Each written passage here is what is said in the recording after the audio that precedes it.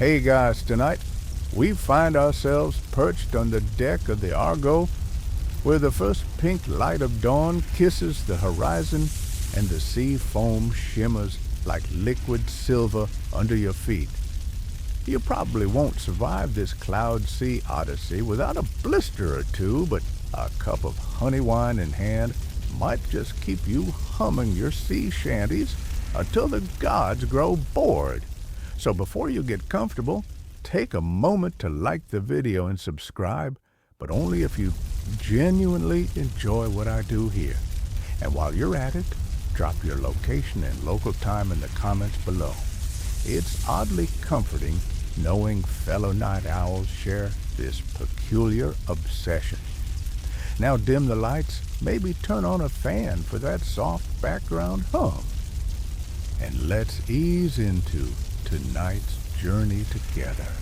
You trudge across the weathered planks as dawn's glow warms your shoulders, the aroma of honey wine made from pickled wild flowers and barley drifting beneath your nose. The amphorae line the rail, their necks wrapped in goat-hide cords, each one brimming with that sweet elixir you hope will fortify your spirit against wind-whipped waves. The Argo pitches gently timbers, creaking like an aging minstrel stretching before a song. Around you, Argonauts in indigo tunics and saffron sashes move like ghosts in the morning mist, steadying oars, checking knotted ropes, and exchanging half-whispered jokes about Professor Ness's beard, looking like a tangled fish net. One cheeky thought flit through your mind. If that beard could catch fish, the Argo wouldn't need nets at all. A mainstream historical fact floats through your awareness in ancient Greece. Honey wine or hydromel was prized as both a celebratory drink and a travel tonic, believed to ward off scurvy on long sea voyages. You lift your cup of golden mead, feeling its weight steady your trembling fingers, an emblem of comfort against the unknown. The sun climbs higher, and flecks of amber light play upon the wine as if the honey itself still sparkles with bees' labor, a shimmering promise of sweetness to come. Historians still argue whether Argonauts truly relied on honey wine for sustenance, or if later storytellers simply gilded their myths with romantic elixirs. Either way, you suspect that without that first morning draft, you'd have been a very cranky sail hand cursing salt-sprayed cheeks and complaining about seagulls. You clink cups with Orpheus's cousin, well, someone who claims to be a cousin who grins through a tousled russet beard. To the cloud sea, he toasts in a hushed voice, his cup nearly overflowing as he lifts it to his lips.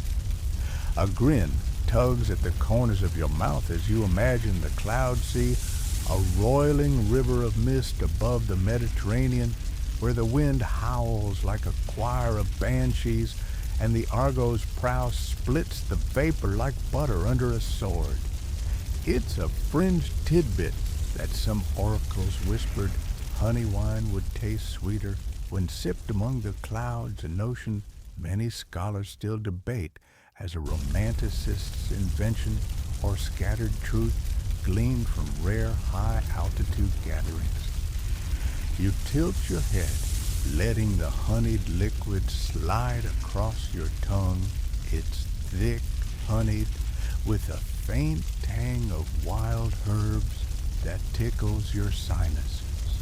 Your jaw loosens, and in the back of your mind, you ponder exactly how much of a smackdown Hyperion might deliver if he saw mortals playing with the very breath of Olympus.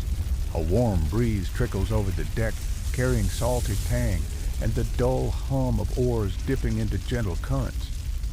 You watch as Jason, draped in a saffron cloak flecked with sea foam, addresses the crew in a voice as smooth as polished marble. He speaks of the cloud sea's perils, whirlpools that twist the mist into maelstroms, and sky serpents rumored to coil among vapor-laced crags. You lean forward, cup nestled between both hands, feeling the Argo's hull tremble with anticipation.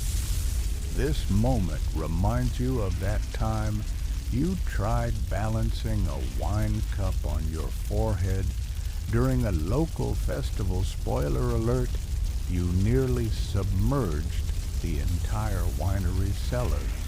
The Argonauts scrub barnacle-encrusted timbers, checking for splinters that might snag oars or cords.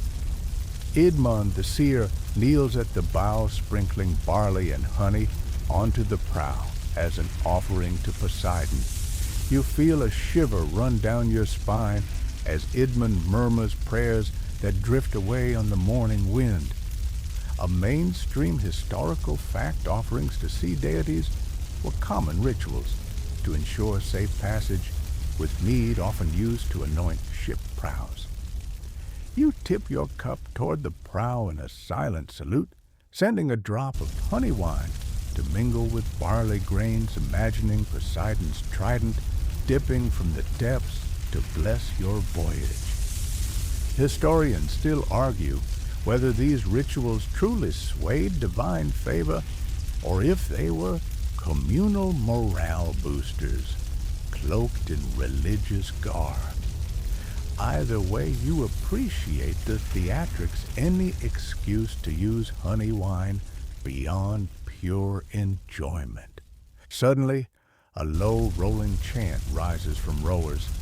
Philoctetes leads an impromptu hymn to Apollo, the deft beat of oars forming a percussive undercurrent. You draw deep on seafaring nostalgia. Remember that crocodile dung sunscreen fiasco at Guinea Bay. This morning's chill is nothing by comparison. The hymn honors the sun god's guidance, the same celestial force that gilded your first sip of honey wine. You feel the warmth radiate through your chest as if the mead's golden luminescence kindles embers deep in your memory. A quirky tidbit floats through ancient testers, supposedly gauged mead's quality by how long it clung to a wooden spoon, calling it the bee's promise test, a term that would have stoked modern beer geeks to charge them admittance. As the chant fades, the Argo crests a low swell, revealing the gleaming spire of Mount Pelion in distant sunrise. Dew-dappled poppies nod in a meadow of clouds, an otherworldly garden undergirding your vessel's bow. You lift your cup again, savoring honey sweetness as it mingles with bitter barley undertones, each sip a tactile echo of ancient toils in orchard and apiary. Your lips curl as another Argonaut offers a jest. If the bees in Olympus refuse to work, can we still blame Hera for snack shortages? Laughter ripples quietly among the rowers, the echo of camaraderie stronger than any gale. A sudden cry from the crow's nest drifts through horn calls, cloud on the horizon. The Argo's crew tenses oars, stilled mid-stroke, as mist coils like living snakes around the bow. You feel your skin tingle both from the honey wine's warmth and the hush that descends. Jason strides toward the prow cup, still in hand, raising it as if to toast the roiling mist itself. To clarity within the clouds he bellows, and the rowers murmur assent cups, lifting in solidarity. You take a final, hopeful sip, tasting sweet promise and adrenaline's tang, ready to face wide-out horizons. Wind picks up rattling goat-hide cord wrappings around the amphorae. Your fingers brush against the cool glass as you secure a cab of honey wine with leather straps. A mainstream historical fact reminds you that period amphora often bore inscriptions detailing vintage year and origin, allowing captains to ration mead through mountainous crossings. A strange comfort settles If the clouds close in and visibility vanishes, at least you'll have honey wine to remember better days. Historians still argue whether those inscriptions served primarily for trade or if they encoded sacred recipes passed among priest kings. You glance at the gilded seal, tiny flourishes around a bee motif, and wonder if purity tests were ever secreted in abbreviated glyphs. A gentle second-person whisper curves around the deck. You tighten your clasped cloak, letting the honey wine's buzz pulse through your veins. Somewhere a gull cries. Somewhere else a mist-shrouded helmsman tugs at a rope. You tilt your head, inhaling dew-laden air and that lingering, honey-sweet tang that stains your fingertips. 3 light jokes bounce through your mind.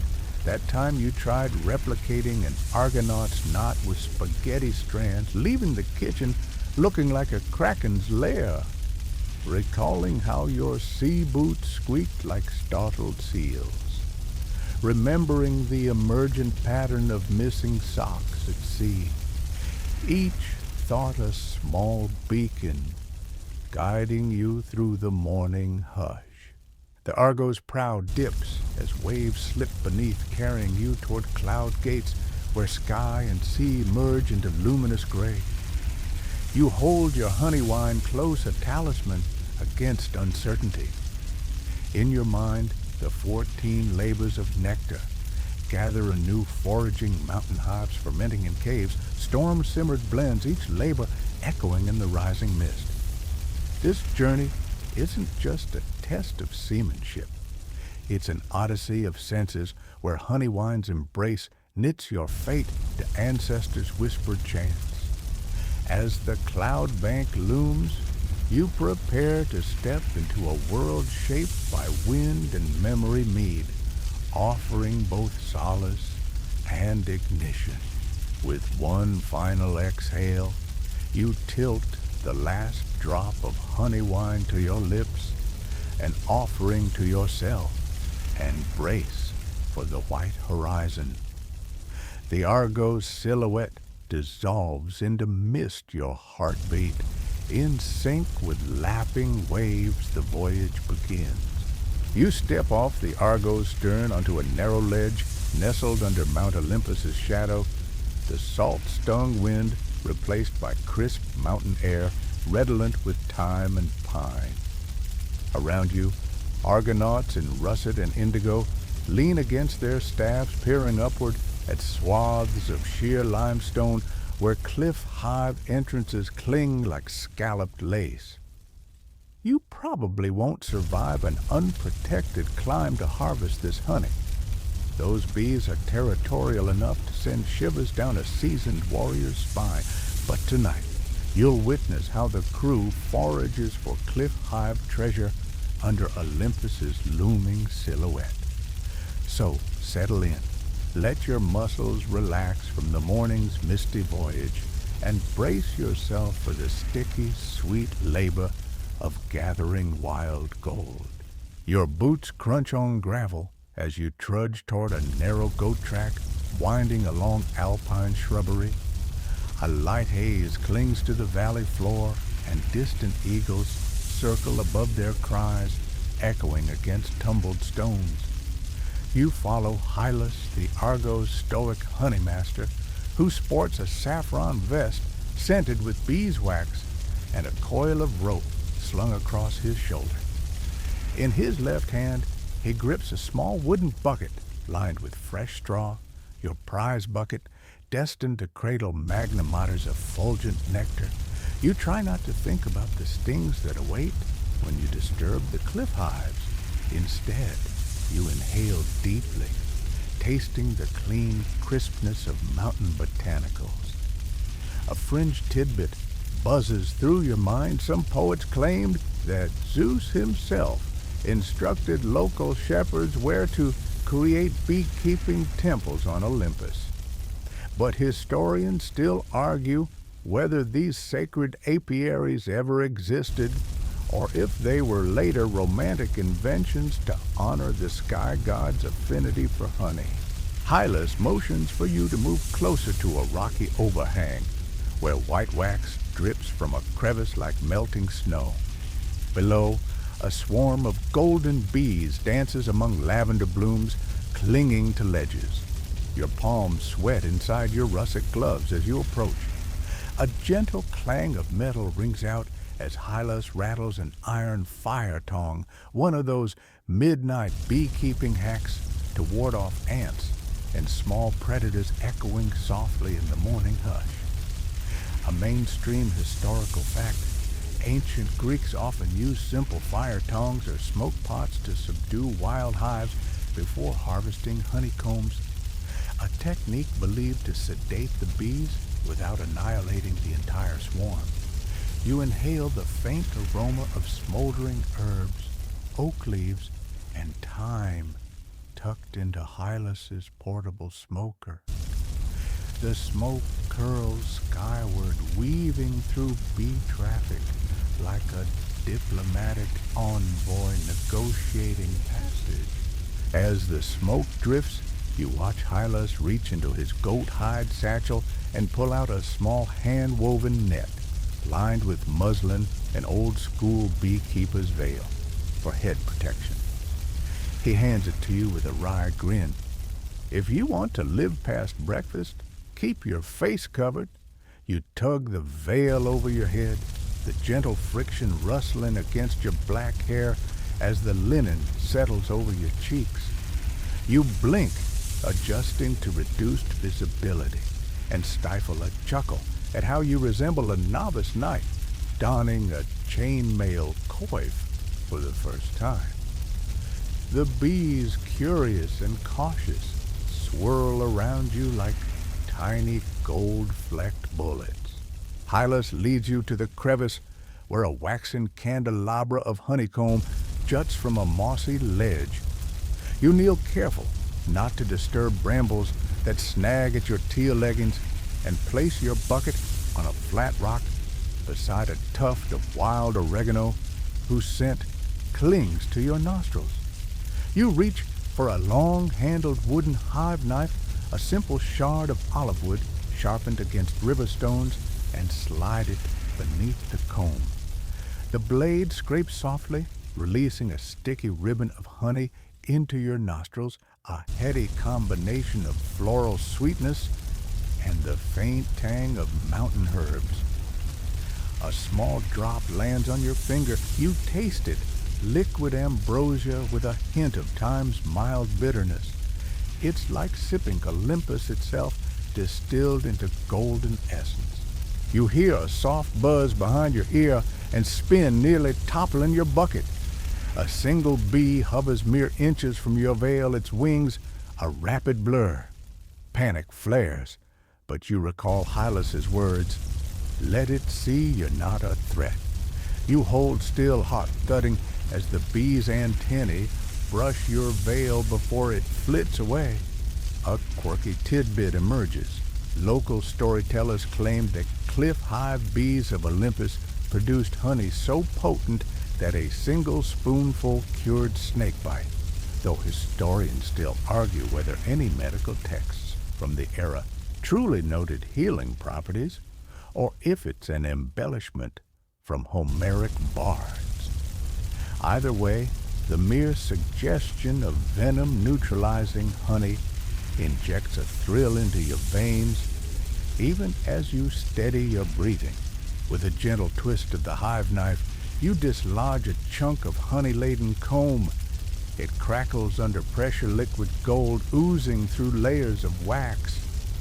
The beam of dawn strikes the comb, and you swear it glows with its own inner light. You slide the comb into your bucket straw cradle, resisting the urge to scoop, more mindful of your claim on the swarm. Hylas watches approvingly, but raises an eyebrow at your leisurely pace. Speed betrays fear, he murmurs, but haste invites disaster. You nod, stowing the comb as though it's a wounded dove. Next, you pivot to another hive higher up near a ledge, where thyme and lavender bloom in stubborn defiance of limestone's glare. You stretch muscles, humming from the climb, and lean into the rock as two more Argonauts approach with additional buckets. Each of them dons leather gloves and linen veils, faces half hidden beneath deerskin hoods. They are here for the same purpose, to procure that rare unfiltered nectar for tomorrow's twilight feast. A mainstream historical fact, wild honey from cliff hives was considered superior to apiary honey, prized for its purity and complexity, and often served at banquets for heroes or offered in sacred ceremonies. You feel a swell of pride, imagining your own small contribution to that ancient lineage. The climb is steeper now, the path narrowing to a foot-wide ledge where one misstep could send you plummeting into a vertigo-inducing chasm. A thin line of moss provides a trickle of moisture, crafting a tiny keepsake waterfall along the cliff's face. You grip handholds carved by drizzling meltwater, the stone cool under your fingers. The bees, undisturbed by your ascent, flutter between combs with ceremonial dignity. You approach a hive that's mostly hidden behind a cluster of rock roses, their petals as pale as dawn's first light. Their fragrance mingles with the honeycomb's richness, an olfactory duet that nudges your senses toward reverie. You peer into the hive's maw, noting how the comb's edges glisten like molten amber. Hylas signals that it's your turn. You slide your knife along the rock face to brace yourself, placing one boot against the ledge's lip thigh, pressed against stone for balance. You remember your grandmother's admonition when she taught you to knit as a child. Never rush the stitches or your cloth will unravel. You repeat that in your mind as you slice into the comb, the wax yielding like candlelight, melting beneath a flame. The honey's viscosity resists your knife, creating golden strands that stretch and shimmer. A sudden breeze rattles the ledge, stirring the bees into a low hum that vibrates through your bones. You freeze for a heartbeat. Fear dances along your spine, but remind yourself that you're not alone. Argonauts hold ropes below, ready to haul both you and your bucket of honey back to safety. A fringe notion pricks your thoughts.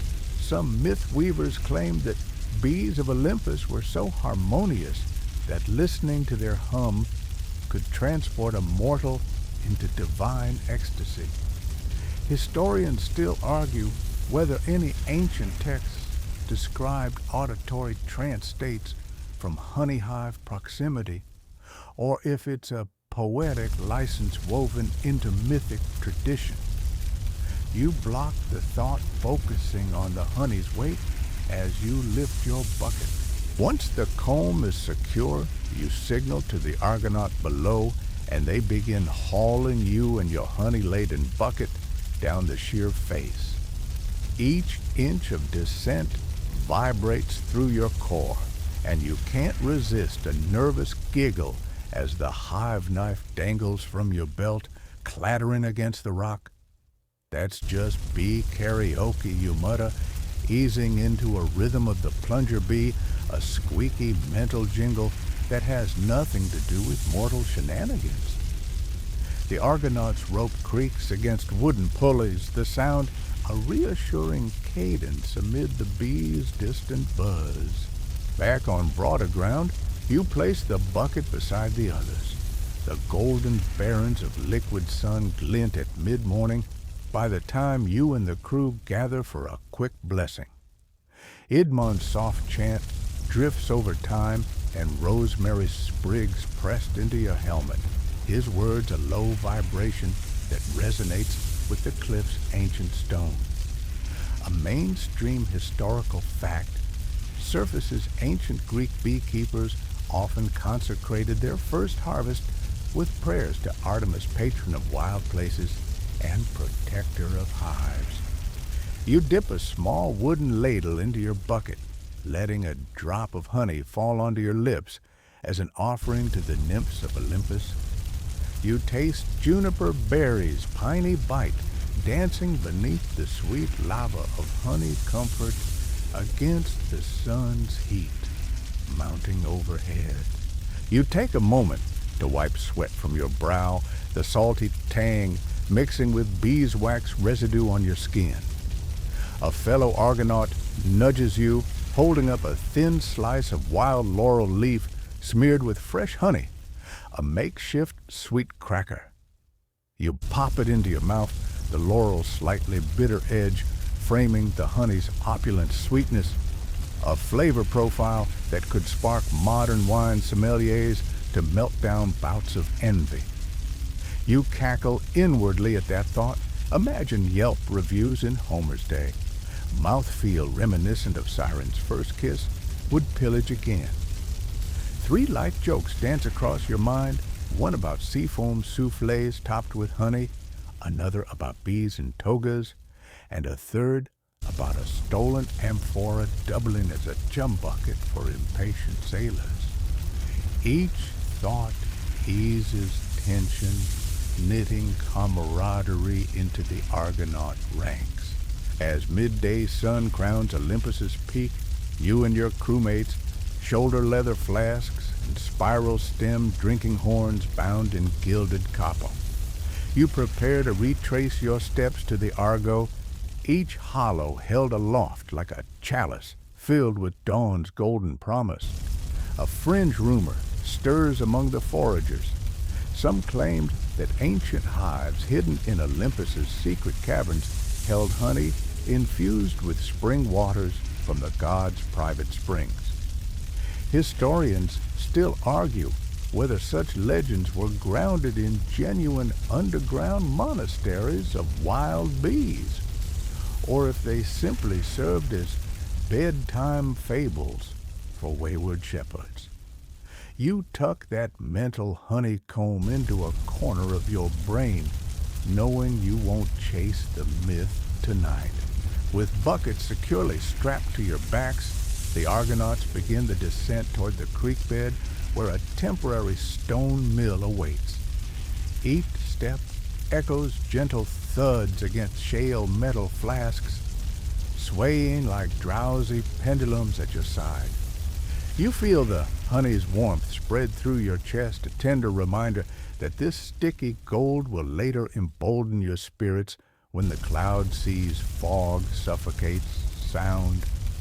You pause to glance back at Olympus's gray-white face, imagining how those grand peaks have watched rulers and beggars alike over the centuries, silent custodians of secrets, even as honey flows freely in their sublimes.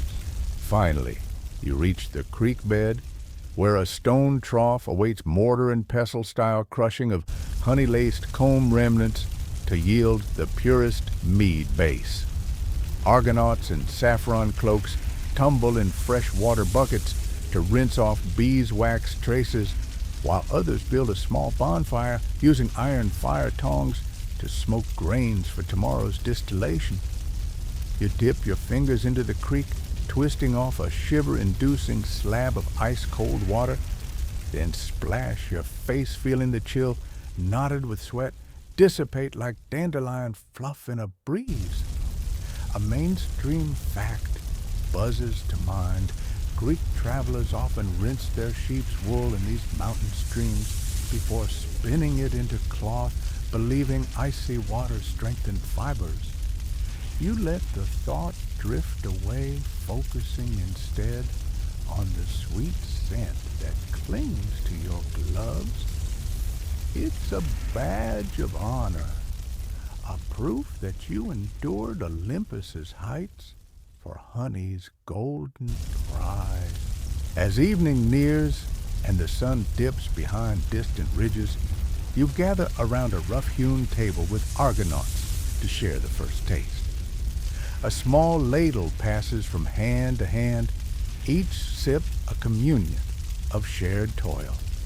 The honey wine still sweet, but tinged with a raw minerality from cliffside herbs, warms your chest and unfurls memories of tangled vines and humming bees. You grin at Hylas, who raises a horn in solemn tribute to Olympus's gifts and Argonauts' courage. You clink horns, the copper ringing like distant temple bells, and brim a final gulp, each drop a vow to carry forth the legacy of honey wine as you sail into mists unknown. You trudge through dew-soaked vines as dawn's first light spills over the foothills near the Phasis River, each grapevine heavy with plump clusters glinting like polished onyx. The air smells of fermenting grape must and ripe fruit, a sensory overture that reminds you just how intoxicating the world can be. You probably won't mistake these grapes for table varieties. They're small tart and sun-kissed with flecks of cinnabar. But tonight, you'll witness how Argonauts negotiate tangled vineyards to forage wild grapes for their honey wine blends. So steady your breath brace for the occasional bramble scratch and prepare for a grape squeezing ritual that's half devotion, half comic relief. Your fingertips brush against vine leaves broad serrated and still wet with mist as you follow Phileas, the Argo's resident viticulturist, who wears a saffron tunic stained with purple grape juice past redemption. He hunched over a gnarled vine trunk, guiding your hands toward a cluster of nearly translucent grapes. These are Mustang berries, he explains in a hushed whisper, though his voice carries easily in the still morning air.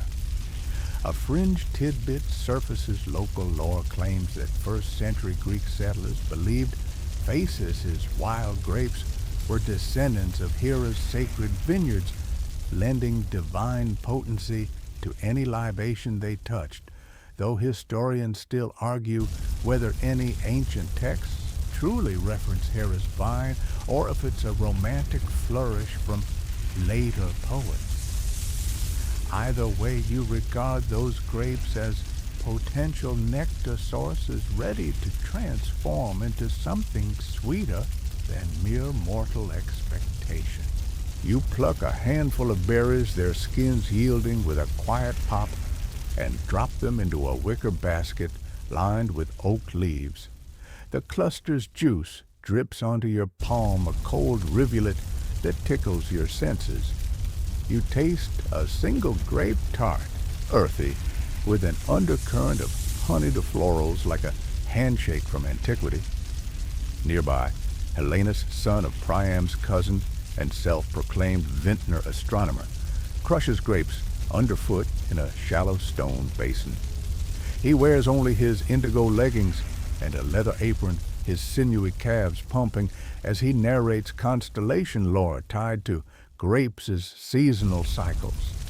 You nearly laugh, picturing modern sommeliers swirling glasses and discussing oak barrel microclimates. But here, each stomp feels like an act of cosmic communion. A mainstream fact drifts by an ancient Georgia home to the Phasis River winemaking traditions date back millennia, using Q-Vevri clay amphorae buried underground to ferment grape must. Though you're nowhere near Georgia proper, the Georgian influence haunts these vineyards, whispering that a grape's journey to honey wine sometimes begins with fermented grape-forward blends before honey's sugary embrace takes hold. You kneel beside Hylas, both of you exchanging sly grins as you watch Helenus' grape juice swirl beneath his feet, turning a ruddy purple. The sound of squelching grapes beneath his soles resonates like a bass drum punctuating the morning hush. Sunlight filters through vine leaves, casting dappled patterns on ancient stone walls, marking the property's boundary walls, smoothed by centuries of rising and falling tides when the faces swelled in spring floods. You brush your hand against the stone and feel its cool grain awaken a memory. That time in Section 1, when you tried nursing a wine glass while balancing on one foot, only to end up dizzy and drenched in mead.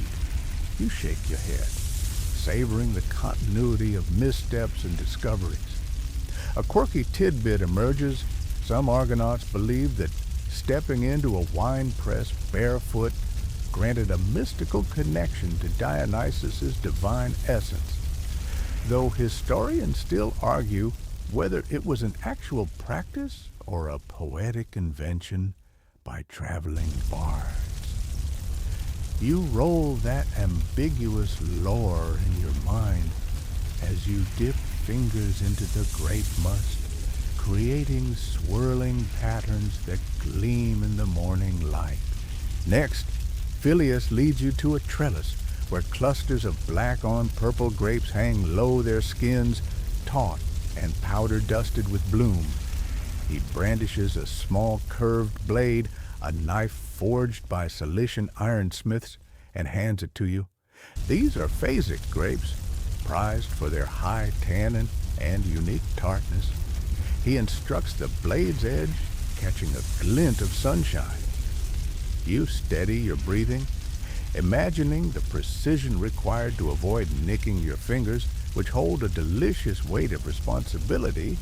Each snip contributes to the future batch of honey wine that will warm the Argonauts' bellies when sea mists curl thick enough to blot out any sign of land. You gently cradle a grape cluster, position the blade, and slice through the vine stalk with a satisfying hiss. The cluster drops into a small wooden bucket that Helenus holds for you, his brow furrowed as he counts each collection, ensuring you meet his 10th century metric, a whimsical standard referencing the 10th vine associated with a legendary nymph. Though scholars still debate whether any such metric existed or if it's among the Argonauts' many half-joking traditions. You smile, placing the cluster next to Helenus's clodhoppers of crushed fruit as a living ode to myth and harvest.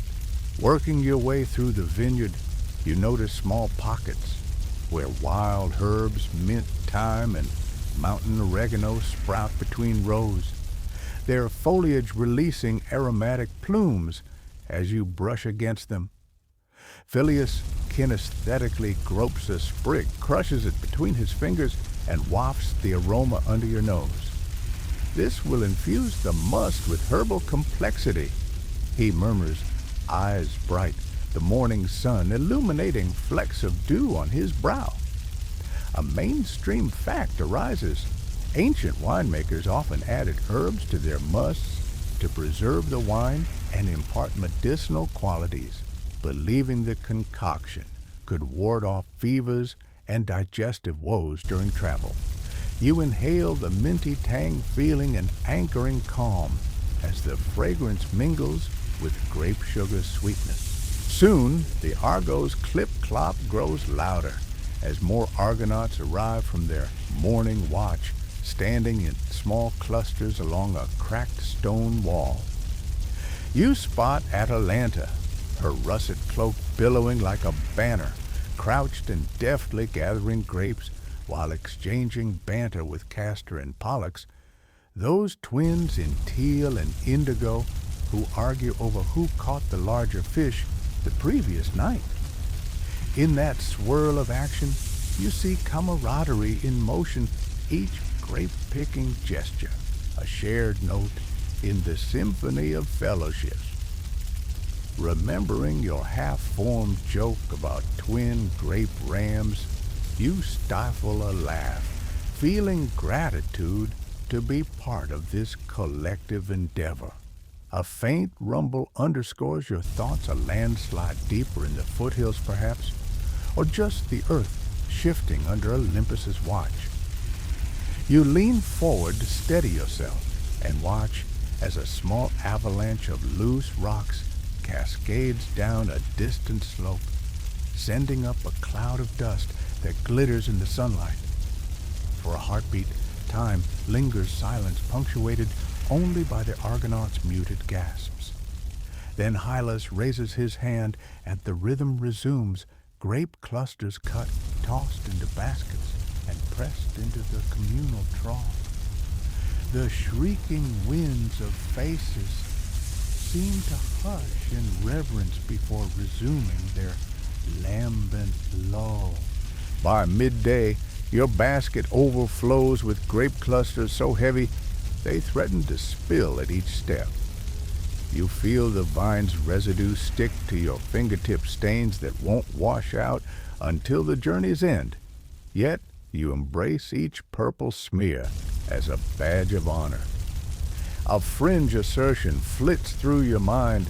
Certain Argonauts claim these grapes were sacred moon fruits thought to absorb lunar vibrations and boost mead's hallucinogenic potential.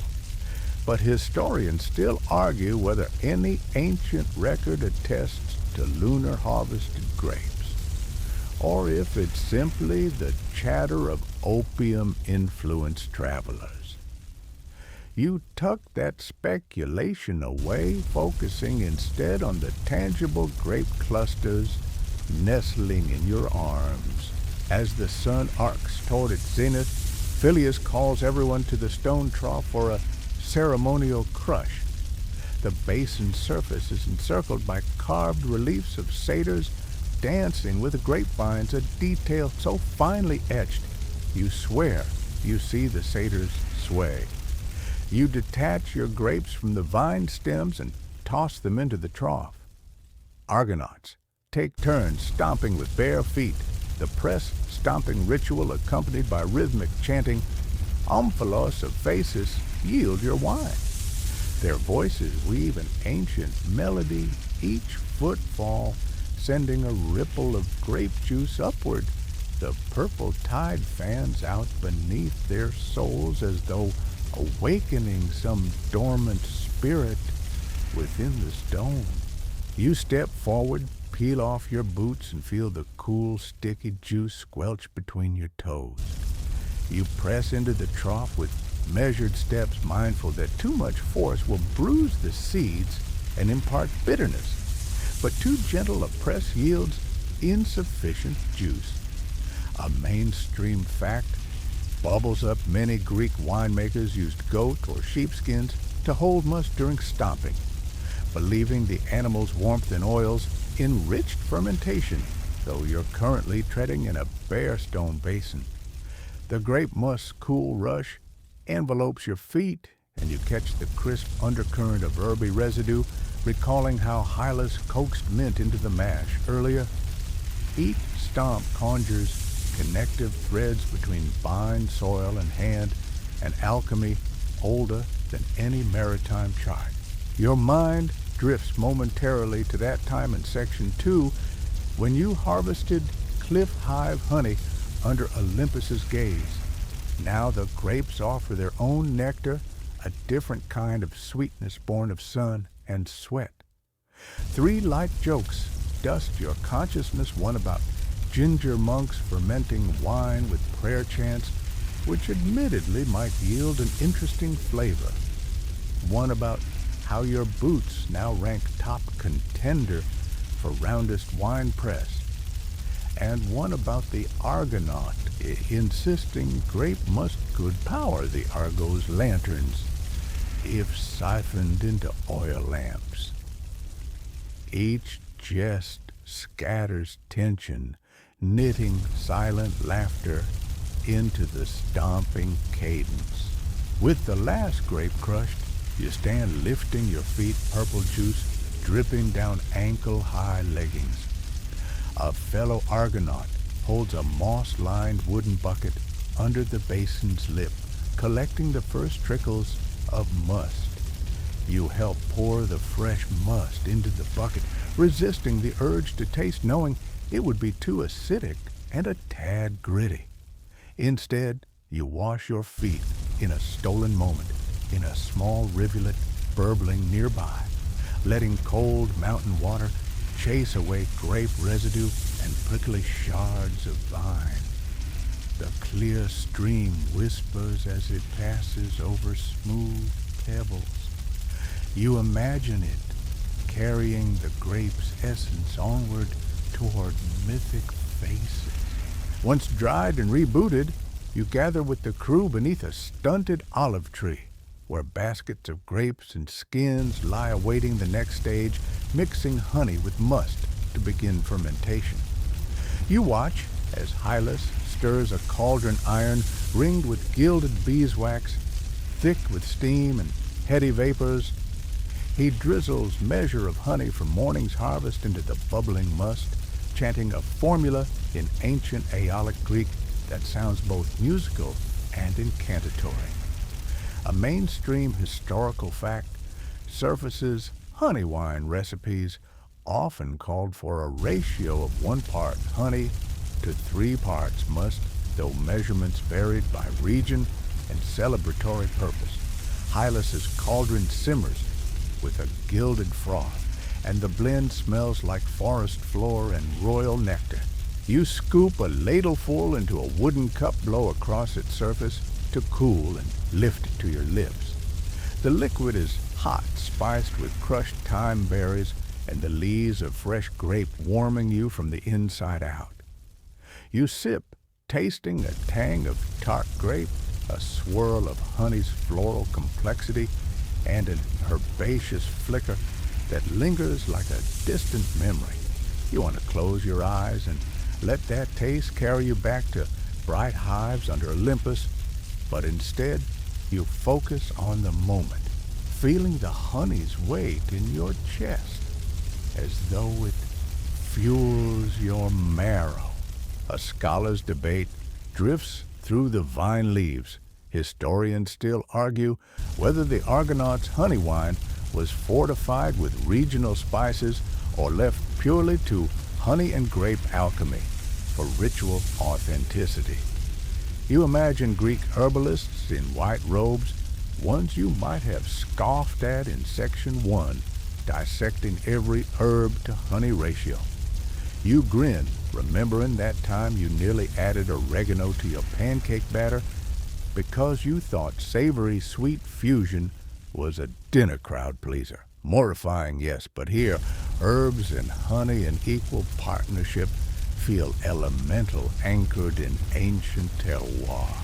As the sun slips behind the foothills, painting the sky in bruised plum and ochre, you and the Argonauts cradle your cups of honey wine, must toasting the harvest.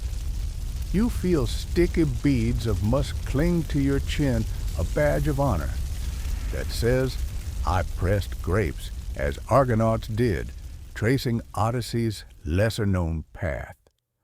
You glance around at the crew faces illuminated by flickering braziers and sunset, and sense a shared reverence today. You've distilled summer's bounty into a brew that promises warmth against the cloud sea's chill. In those amber-hued faces, you read gratitude, forged by bramble scratches, frosty morning air, and communal labor. You stand the grape-scented wind ruffling your cloak and watch Phileas tie an amphora's neck with goat-hide sash before securing a wax seal to ward off leaks. A mainstream fact resonates. Ancient amphora were often sealed with pine resin to prevent spoilage, which sometimes imparted subtle resinous notes to aged wine. You inhale deeply, detecting faint resin tang, mingling with grape honey perfume, as though anointing the amphora with memory. Historians still argue whether resin sealing was purely practical or ceremonially significant. But as Phileas lifts the amphora over his shoulder, you feel the weight of tradition, every knot and seal a testament to centuries of craft. You pack up your bucket, retrieving a half-empty bowl of grape skins for tomorrow's compost heap. A fellow Argonaut hands you a scrap of linen to wipe your grape-stained hands. You press it against palm and fingers, leaving a mosaic of purple echoes. A quirky thought drifts: if those grape skins could recount their own stories, they'd probably complain about foot traffic from heroic sandals and share gossip gleaned from vine to vine. You laugh quietly, imagining their whispers: tread lightly, mortal. We've heard too many myths already. Your gaze drifts to the looming mountain silhouette, a dark silhouette against violet skies. You feel the honey wine's warmth nesting in your belly, a shield against the night's chill creeping into your bones. You draw in a breath of juniper-scented air, letting the vineyard's essence anchor you. Your heart hums a quiet beat seed of courage planted anew, knowing that tomorrow you and your honey wine will set sail once more, tasting cloud mist on tongues and mapping continuity between vine, hive, and sea. You step away from the pressing grounds, feeling a weight lift from your shoulders here among wild grapes and hallowed hills. Each stalk of vine whispers ancestry. Each grape cluster hints at stories, sweet and tart. Tonight, locked in the Argo's cabin, you'll replay this harvest in dreams, vines quivering beneath golden dawn, Argonauts' laughter echoing through rows, and the first honeyed sip that warmed your blood.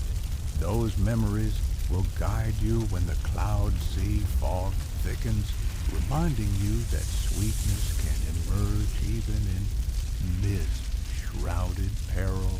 As you begin the walk back to the Argo, shadows lengthen and fireflies flicker in grape tangles. You cradle the amphora's weight on your shoulder, its promise of mead shining like a star in your hand. Ahead, Section 4 awaits, where the fermented mash transforms into bubbling elixirs on swaying deck planks, a process as unpredictable as a storm's rage. For now, relish the grape's promise, ancient fruit turned celestial honey wine that will carry you through foam-flecked waves and oxygen-thin winds. And with each step, remember whether climbing cliffs for honey or pressing grapes for mead, the spirit of Argonaut resilience flows as sweet as any liquid gold. You step back onto the Argo's deck as dusk bleeds into midnight blue, the ship's hull rocking gently beneath your sandals. Before you stand 3 stout goatskin vats, their curved sides bulging with the day's honey grape mash. The air is thick with the rising aroma of yeast and herbs, a heady perfume that makes your nose tingle like you're perched beside a stone oven. You probably won't master the art of at-sea fermentation on your first swing. At it, mashing barley in a bathtub would yield more predictable results, but tonight you'll watch mead brewing on rolling decks under a vault of starlight. So brace yourself for a sensory immersion, sticky hands, swaying vats, and an aroma that hugs you like a boisterous aunt at a wedding. Your fingers curl around the rim of a goatskin vat marked with ochre stripes, each stripe denoting a previous batch's flavor profile. Hylas nods, offering you a wooden ladle carved from the driftwood of a prior shipwreck. Stir slowly, he murmurs, or you'll disrupt the bloom of yeast. You dip the ladle into the swirling froth, feeling the mash's resistance as it clings to the wood, the warmth rippling through your palm. A mainstream historical fact floats through your memory. Ancient Greeks sometimes fermented honey and grape, mussed in leather or ceramic vessels, believing animal hides imparted subtle tannins that enriched the final brew. You lower the ladle deeper, swirling it to coax oxygen and mindful of each careful dip. The Argo's deck pitches to starboard, and you stumble, nearly sloshing sticky mash overboard. You right yourself heart-pounding like a ship's drum as foam splashes the deck with a faint hiss. A fringed tidbit surfaces. Certain mythologists whispered that seafaring winemakers sang lullabies to their vats, believing melodic vibrations coaxed faster fermentation, though historians still argue whether any actual chance existed or if it's fanciful lore born of wine poets.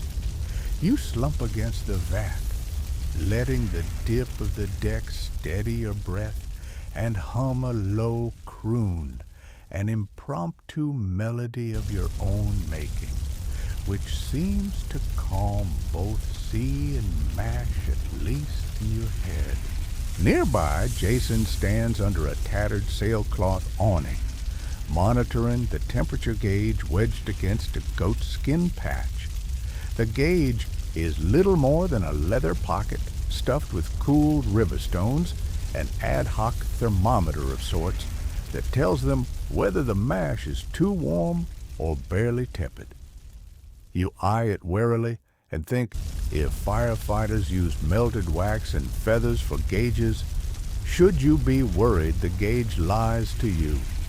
3 jokes drift through your mind, one about the gauge being bribed by the mash to lie about warmth, another about a guest at a modern wine tasting slurping cotton instead of grapes, and a third where an Argonaut tries to market deck-aged mead to high society symposiums.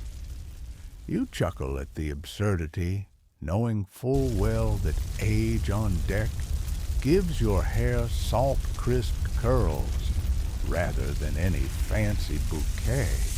The goatskin vats creak as the deck sways, the leather stretching and contracting with each wave surge. A man named Castor, no relation to Pollux, but that doesn't stop him from boasting a twinless surname, kneels beside the second vat, adding dried thyme and rosemary bundles not tied with twine. He drops them in like incense, the fragrant oils mingling with the fermenting mash.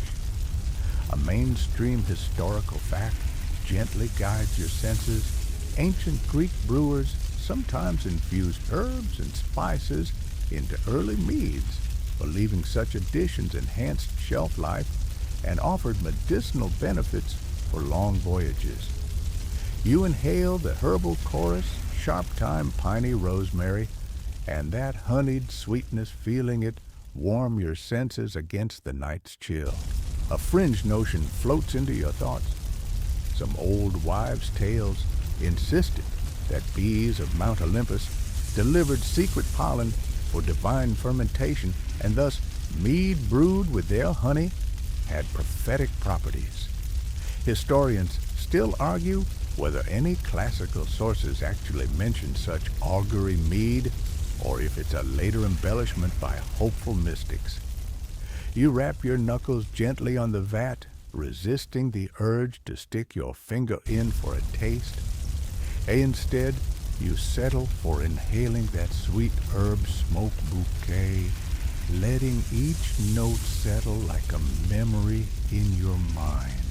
Above you, the Argonaut watch rotates 2 sailors leaning into the star-dusted sky with sharpened spears, anxious for any sign of sky serpents.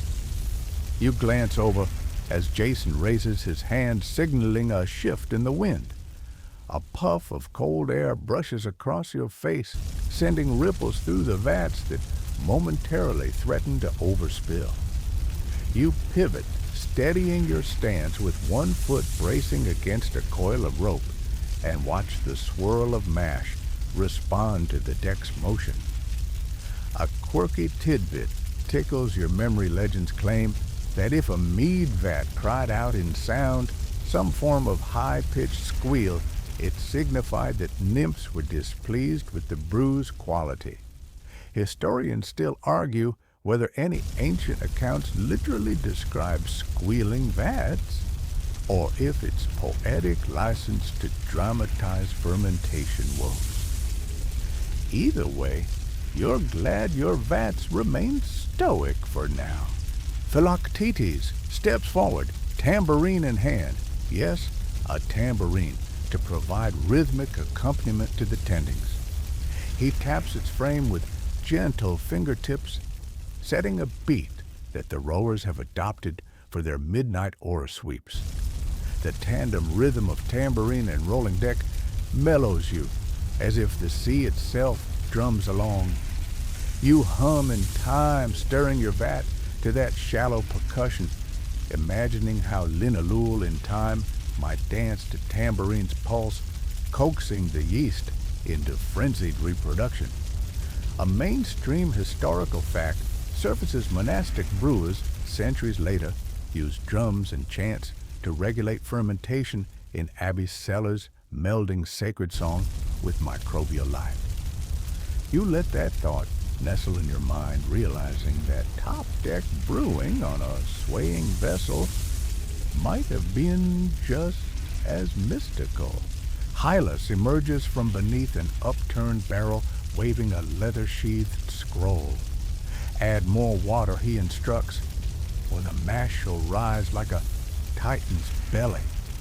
You run your fingers along the goatskin surface, then dip your ladle and scoop a measure of spring water from a wooden bucket, dipped earlier from a mountain spring. The clear liquid glides into the vat, diluting the mash's thickness and tickling the yeast back to life. You stir again, this time with more vigor, guiding the transformation from thick porridge to soupy nectar that will become tomorrow's mead. A fringe notion teases your thoughts, whispers. Claim that adding dew-collected rainwater right at dawn imbued the mead with Artemis's blessing. But historians still argue whether any ritualists truly believed in dew's miraculous potency, or if it's a later agrarian myth. You nod, stirring fast enough to blend honey and grape must into a seamless swirl, ignoring the slim chance of divine intervention while savoring the process. The deck's lanterns flicker as night deepened, oil lamps suspended in carved wooden frames barely glowing through the mist rolling off the sea. The vats here catch the lantern light like molten gold, the honey wine beginning to bubble with tiny geysers of fermentation. You lean close to the nearest vat, inhaling a sweet, yeasty exhalation that warms your nostrils and tickles your throat.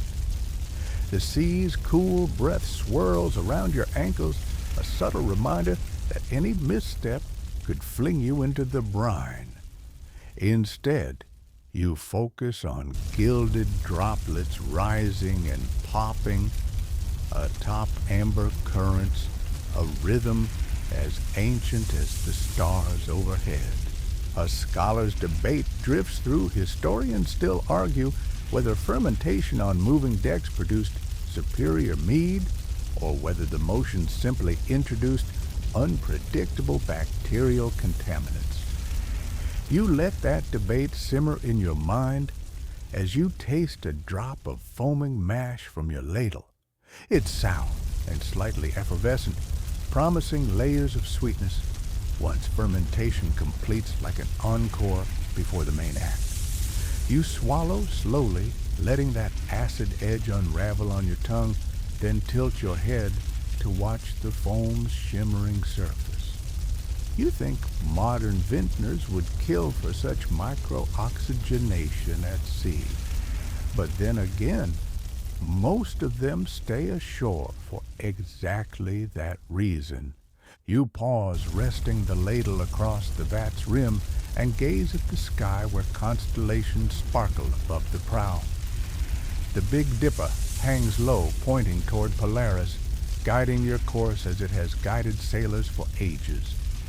Somewhere below deck, oars clenched by icy cold salt water, the rowers press steady, their determined hum grounded in cadence. You feel the honey wine's fermented tang nestling in your bones, a living dossier of grape and herb and thyme. A quirky aside flits through some in Delphi claim that mead brewed under specific constellations like the Pleiades carried cosmic messages encoded in grape tannins, though historians still argue whether any ancient enologists truly observed celestial timing or if it's poetic license at its most luscious. A sudden swell lifts the Argo's stern, sending ripples of froth dancing around the vats. You stumble, knocking your ladle into the bubbling must, drawing a squelch that echoes like an impromptu drum fill. You grin, wiping foam from your chin, and someone yells, "Encore!" from below, sending a ripple of laughter through the nighttime hush. The vats jostle with each pitch of the deck, the mash gently sloshing against the goatskin walls. You place your hand on one vat, feeling its pulse, liquid life, fermenting sugars, transforming a chorus of microbes, singing under the stars. You draw a deep breath of salt-tinged air, feeling the night's cool, clasp your shoulders, and imagine tomorrow's dawn when this ferment will be drawn off into new sealed amphorae for ripening. But for now, you linger in the moment, savoring the frothy brew's warmth beneath your fingers and the sea's lullaby in your ears. 3 light jokes dance through your mind, one about a Bacchic chorus entering the lab to demand tastings mid-ferment, another about a thirsty satyr sliding down the rigging for a quick sip, and a third about the deck vulcanizing goatskin vats in a brewery style that rivals Hephaestus's forge. You laugh quietly at each, letting that levity anchor you above yawning waves. As midnight swells toward the witching hour, you lean back against the aft rail, the vats breathing sweet, bubbling sighs. The stars wheeling overhead mirror the swirl of fermentation below a cosmic pyrotechnic display, mirrored in amber liquid. You lift your ladle again and taste another measure of the mash. This time it's smoother alive with bitter grape nuance and honey's latent promise. You let the coolness slide down your throat, marking the transition from must to mead in your bones. The Argonauts begin drifting off to their hammocks, the night watch taking over until dawn. Jason pats you on the shoulder, glowing with salt and pride. Rest for now, he murmurs, for the morning requires more tasting and more rowing. You nod, easing away from the vat's fragrant embrace, the gentle hiss of fermentation receding like a distant tide. You stagger below deck, letting the Argo's gentle sway lull you toward drowsiness. The vats continue their soft gurgle behind you, an ambient soundtrack to your drifting thoughts. You can almost feel the yeast's exhilaration, the bubbles rising in triumphant arcs beneath goatskin lids. Sleep well, you whisper to the fermentation tomorrow. We shall drink deeply of your nectar. You trudge back onto the Argo's deck at first light yawn, tucking into your chest like a stubborn knot, and an immediate gust of sea spray tangles your hair into a salt-kissed mess. Before you stand a row of amphorae ceramic jars shaped like wide-bellied goddesses, each nestled in carved oak crates and sealed with pinched beeswax and corks. The morning sun glints off their curved bodies, gilded tracings of bee-wing motifs running along their necks. You probably won't carry amphorae down your neighborhood street without raising eyebrows from delivery drivers, but tonight you'll witness how Argonauts store honey wine in sealed jars and leather flasks, preserving these precious nectars through storms and fog. So, square your shoulders, steady your breath, and let's see how this ancient wine tech holds up on a vessel that pitches like a caffeinated dolphin. Your fingers find a braided coiled rope around an amphora's neck, its fibers rough from sea air. Hylas stands nearby, tapping each amphora's cork with a gnarled finger, listening for a hollow resonance, the thock that signals secure sealing. A mainstream historical fact floats to mind. Ancient mariners often stored wine in clay amphorae, sealed with pine resin to prevent spoilage, relying on amphora handles to sling them into storage racks as ships rolled. You grip the amphora's handle, feeling clay warmth from the previous day's fermentation and solar baking, and lift it gently. It's surprisingly light. No need to hire a modern forklift when a sturdy Argonaut stands by. One side of the amphora bears a stamp, Pylos 20th, marking vintage and origin, a detail that ancient vintners used to maintain accountability on long voyages. You imagine how this amphora might fare as the Argo plows into churning waters later today. Would it leak precious honey wine into cold brine or survive gusting winds? Hylas nods, offering a reassuring grin. Good seal, he murmurs. A quirky tidbit surfaces. Medieval wine tasters often judged wine quality by how long it clung to the amphora's lip, dubbing it leg length, though historians still argue whether that applied to leather-wrapped flasks or only to ceramic jars. You laugh inwardly at the thought of legumes dangling from wine.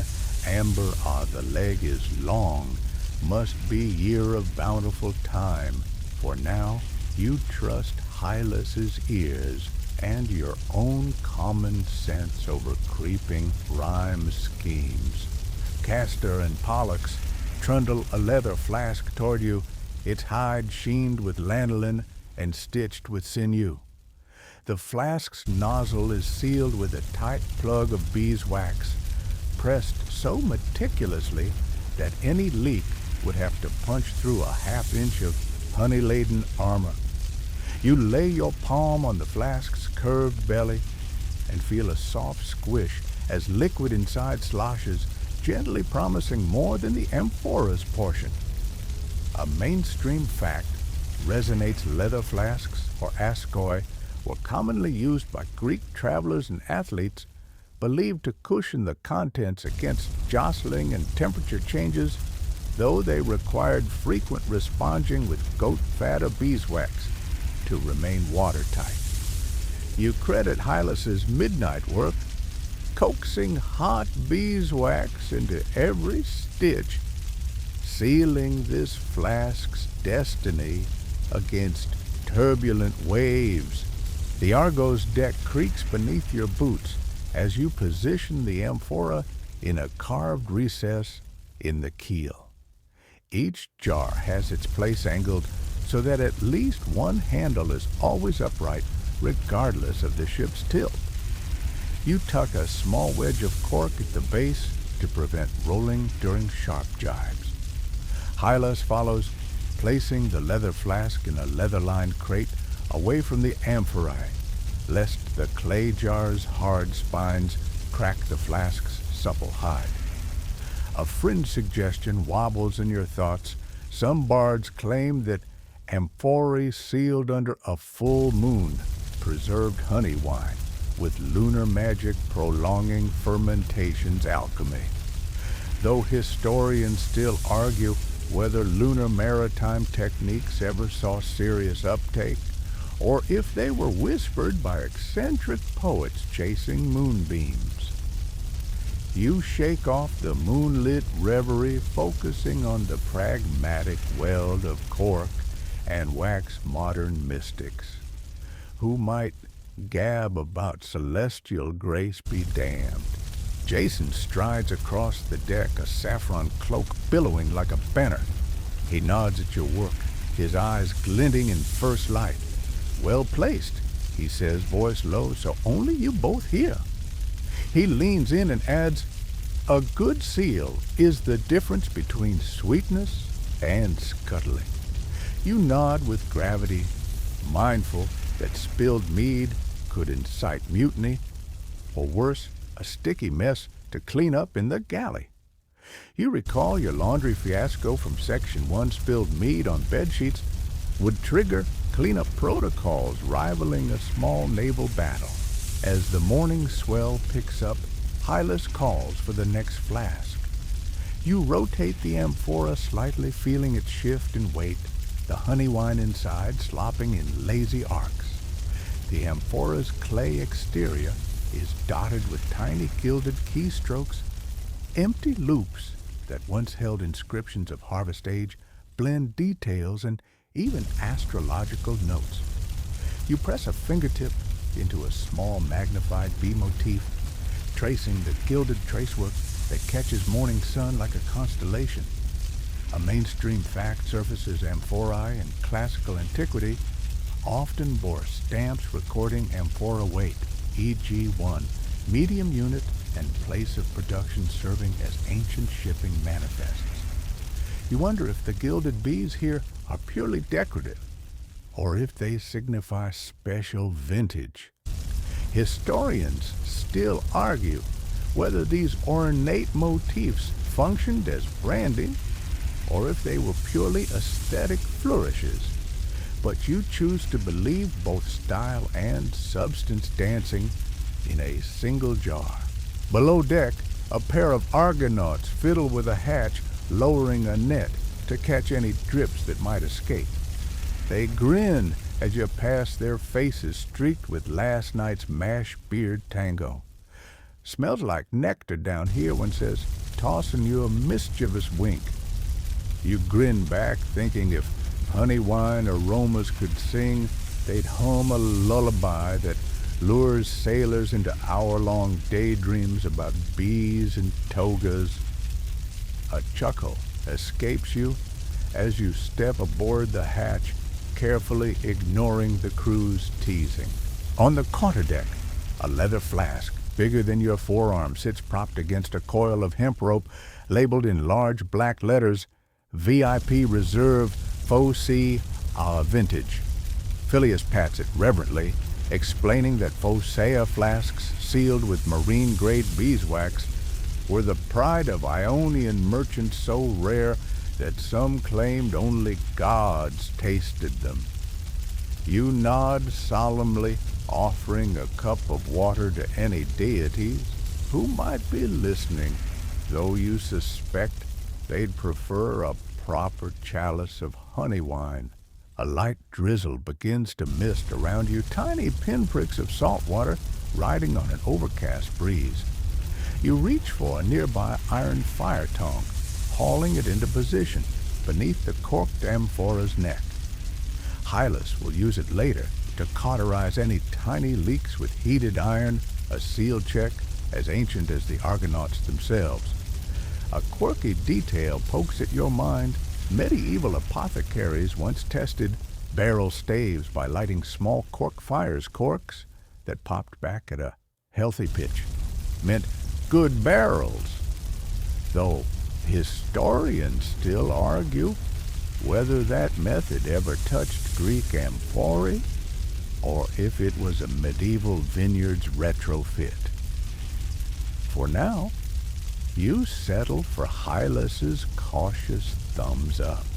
You step aside to allow Jason Cloak fluttering to make an offering, a drizzle of honey wine from a small flask into the sea as a libation to Poseidon and all winds that blow favorably. The liquid arcs like honeyed starlight before dissolving into foam. You watch Hart humming with superstition and hope as a small flock of seagulls wheels overhead, perhaps paying homage or simply scouting for fish. A mainstream fact surface as seafarers often made libations of wine or oil overboard to propitiate sea gods before long journeys. A sip for the host, a pour for the unknown depths. You whisper your own silent toast to the sea, imagining Poseidon's trident, catching a drop of honey and sending it as nectar to nymphs below. Below the amphora racks, a leather-bound ledger embroidered with brass clasps rests on a carved oak table. Helena's quill in hand jots down amphora identifiers like Phasic Harvest 12, Cliff Honey Blend 7, and Time Infused Must 4. Alongside swirl check notes, temperature readings, and spectral color codes. His scrawl flows like a secret map, each entry tightening the Argonauts' chain of custody over precious meads. A fringe voice murmurs, some scribes claimed that amphorae labels included magical sigils to ward off galloping mold, though historians still argue whether these symbols were genuine beekeeping lore or medieval bed and breakfast marketing ploys. You peer at the ledger, feeling a wave of gratitude for record-keeping's humble power, each amphora's story secured in ink. A sudden jolt rocks the Argo waves, lifting the hull in long undulations. You grip the amphora's handle, the clay's coolness grounding you against lurching motion. Castor and Pollux secure bungee cords across the amphora racks, ensuring no jar skitters like marbles across marble floors. The amphora's handle clinks against rope on a reassuring note music for the senses in a world where sudden sloshing could rhyme havoc. A fun image arises, modern wine tasters scrambling on a cruise ship, tasting deck swirling Bordeaux against a biodynamic sundial. You laugh quietly at that, grateful that here amphorae rest in hand-knitted straw nests, not plastic cradles, waiting to tumble into ocean chaos. As dawn brightens today, you stand back and admire the rows of amphorae and flasks, each sealed jar harboring fermenting alchemy beneath corked lips. Hylas gathers the crew, instructing that amphorae be rotated, every watch turned just a quarter, once the swell peaks, to prevent sediment accumulation from clogging future draws.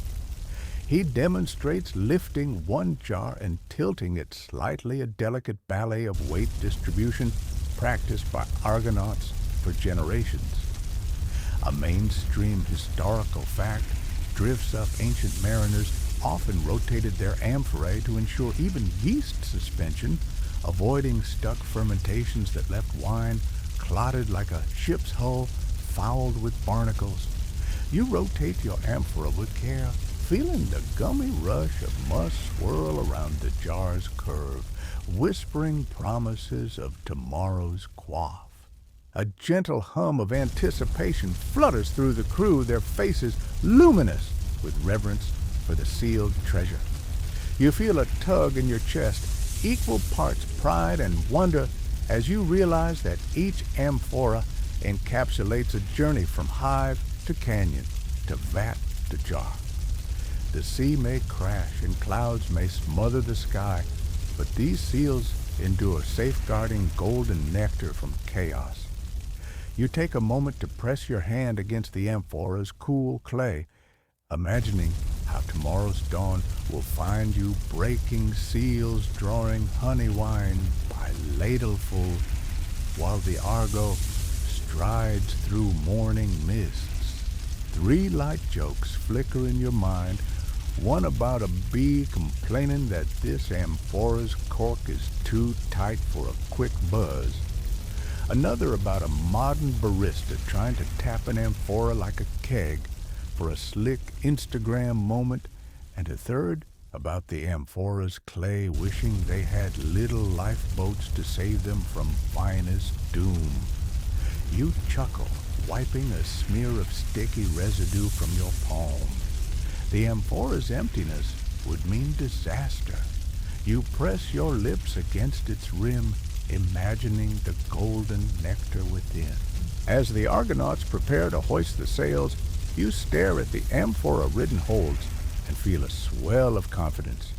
Tonight, you'll draw from these jars under starlit skies, toasting the sunset's ember glow and the horizon's promise. For now, you secure the final cork with a crash of beeswax, the seal crackling like a candle's last sigh. You step away, letting the amphora rack settle into a gentle shift as the Argo slews.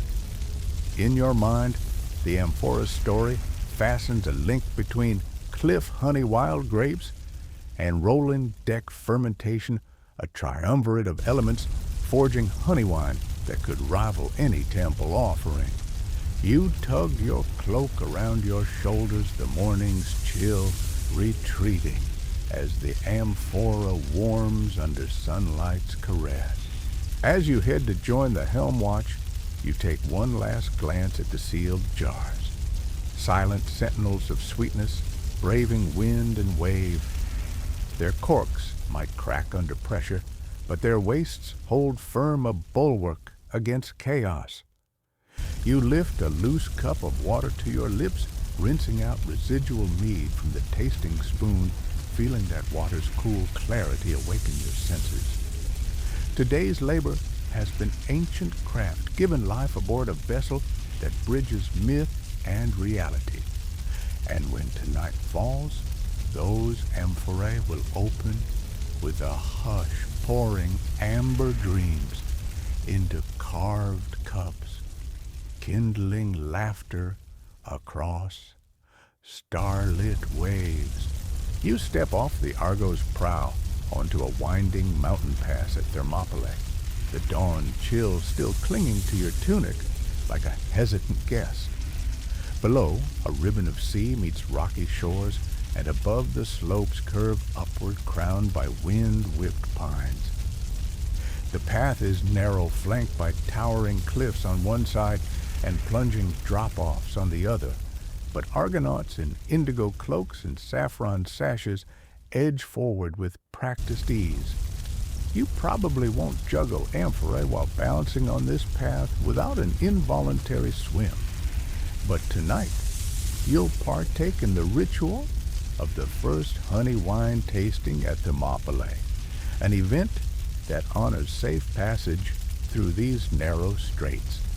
So grip your satchel tightly, keep your footing sure, and let the ritual begin. The air smells of thyme and sun-baked stone. A gentle wind snakes up the pass, carrying hints of pine resin and distant salt spray from the gulf below. The Argonauts' crew members and local guides form a loose circle around a carved rock altar, weathered by centuries of travelers leaving offerings. Jason stands at the center, holding a gilded cup carved from yew wood. Goosebumps ripple over your arms as he hollows a small scoop of honey wine from a recently unsealed amphora. The liquid shimmers amber gold in the morning light, flecks of herb sediment swirling like constellations in a miniature cosmos. You recognize that hue. It's the same glow you saw in the fermentation vats, now distilled by time and weather into something almost reverent. A mainstream historical fact tugs at your memory.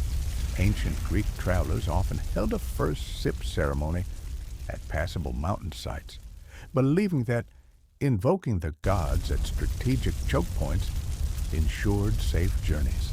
This isn't a modern invention. People actually did this on pilgrimages and military campaigns.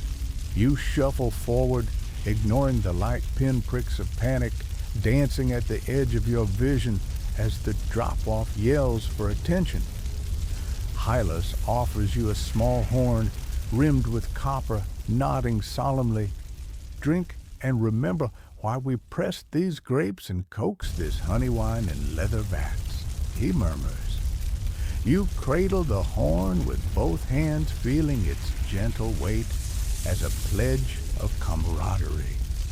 When you lift it to your lips, the honey wine surface wobbles like a liquid mirror reflecting pine boughs overhead. One slow sip, and your senses ignite. The honey's sweet veneer gives way to tart grape notes that prickle your tongue like tasting sunlight captured in a crystal goblet. A flicker of lavender and thyme dances along the edges, a memory of vineyard afternoons under Phasis' sun. The warmth floods your chest, anchoring you against vertigo's pull. Behind you, the Argonauts murmur in unison, raising cups in a communal toast. Your heart flips into a joyful knot, an internal accordion squeezing out relief. You exhale, letting the taster's trance spread. Every hush, every exhale, every ripple of flavor knits the passages between mortal and divine. As you set the horn aside, Castor nudges you with a grin. To Thermopylae's guardians, he toasts, nodding toward the ancient ruins perched above the pass. You trace your gaze upward, stacked stones, marking the site where Spartan warriors once held fast against Xerxes' tide. You hear a faint, ghostly echo of clashing spears and warrior chants, though perhaps that's the honey wine's afterglow conjuring battle dirges. A quirky tidbit slides through your mind. Some storytellers claimed Spartan warriors dipped their shields in honey wine muck to keep their blades from rust. But historians still argue whether that's an ancient anecdote or a misread commentary on battlefield provisions. You chuckle under your breath, imagining polished bronze scaly with amber goo, either a sticky mess or a cunning anti-corrosion hack. Around you, morning sunlight unspools like a golden scroll across the pass. The Argonauts hum a hushed hymn to Apollo's oracle at Delphi, their chants weaving through pine boughs and rocky hollows. You join the refrain voice low, but sure Phoebus guide us light our path. The melody unfurls a living thread, drawing you closer to the horizon. A swell of gratitude rolls through your chest, a tide summoned by honey's ancient gift. Jason steps forward, clearing a flat spot on the rock. Using his dagger's tip, he etches a tiny Greek F into the stone, the same mark that carved many amphorae the night before. That F stands for Philonikos, a blessing to secure divine favor. A mainstream fact surfaces findings at archaeological digs show many amphorae bore stamps of producers or blessings to gods, believed to ensure the wine's purity and blessings en route. You lean closer to the stone fingernail, grazing the etching, feeling a tremble of time's continuity, wine jars sealed under Olympus, warmed by Aegean sun, now ushered through shadowed passes by a band of heroes. Phileas arrives with a leather flask full of next-run mead. The flask's hide bulges with fermented promise, the cork sealed tight with pendulous resin drips. He passes it to Helenus, who tilts it and pours a half-cup's worth into a chipped terracotta bowl. The amber liquid surface is flecked with bits of herb sediment, tiny islands of thyme, rosemary, and perhaps a stray oregano leaf. You sense the difference. This batch is younger, its fermentation lively, bolder in time than honey. The bowl passes to you, and you lift it, inhaling a heady swirl of herbal perfume. The taste is sharper. Time's piney cool racing against honey's residual sweetness. It blazes across your senses like a mountain fire, invigorating you against lingering chills.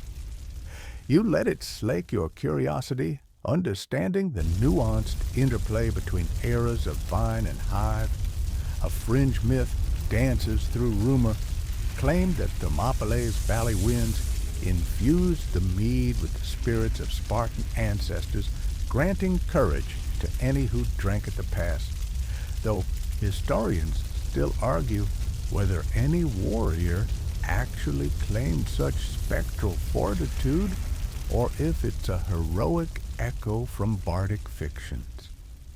You swallow carefully, letting that notion simmer like a campfire fable. As the song trails off, you gaze down the past morning mist clings to pines below a sea of emerald foam lapping at your ankles. A hush settles over the crowd as Argonauts crumble a small loaf of barley bread, dipping it into the remaining mead. Each bite, each swallow, with salt of sweat, with sweetness of honey, creating a harmony that tastes like victory yet to come. You chew, savoring the grainy texture that contrasts honey's silk, grateful for the barley that binds morning's right. 3 light jokes skid through your mind. One about Spartan hoplites arguing over honey wine versus barley beer for battle prep beers. So bold axes shiver in their racks. Another about modern sommeliers sniffing amphora inscriptions and declaring oak resin bouquet instead of noticing centuries of bees, celots, and a third about a wayward tourist in Thermopylae today trying to stage a first sip ceremony with Starbucks frappuccinos, an anachronism so jarring it would have Argonauts face-palming. You laugh quietly, feeling tethered to each era's absurdities. Philoctetes stands at the pass's edge, raising a small horn to signal the column's departure. The Argonauts finish their honey wine offerings, tilting bowls to pour final dregs at the altar's base, a libation to guardian spirits. You kneel, tracing the altar's rough-hewn carvings, vines, bee-wing motifs, and geometric patterns that echo amphora artistry. You whisper a short blessing. May these gates remain open to valiance and sweet nectar alike. The words slip into the morning mist and vanish. A gust of wind rattles the amphora necks, still secured on the Argo's deck far below, carrying a faint echo of Hylas's midnight stirring. You sense that tomorrow's tasting will be richer aged in salted brine. For now, you carry the memory of dawn's honey grape and her blend a taste anchor to hang your journey upon. As the Argonauts rise shouldering packs and flasks, you feel the honey wine's warmth splaying through your chest, an ember that refuses to cool. Dust from the past drifts across your sandals as you join the procession back to the Argo. The crew forms a line, Jason at the front, followed by helmsman, oarsman, and you, bringing up the rear with a half-full bowl of mead cradled in your palms. The morning's buzz, the bees, the amphorae, the crackling hymn blends into a soft tapestry of memory. A mainstream fact surfaces ancient travelers often left portions of wine or mead at shrines along known routes, ensuring that all who followed shared in the same ritual and none went dehydrated. You glance at your empty bowl and consider leaving a sip behind at the carved rock altar, though grease and beeswax might tarnish the stone. Instead, you drink the last drop, committing it to your spirit. The climb down is steady, the path's edge sharper than before. You keep your gaze on the horizon, where the Argo hovers like a silent sentinel in the bay. The honey wine's warmth, ankle-deep in your chest, steadies your steps, a tether weaving you back to the vessel's promise.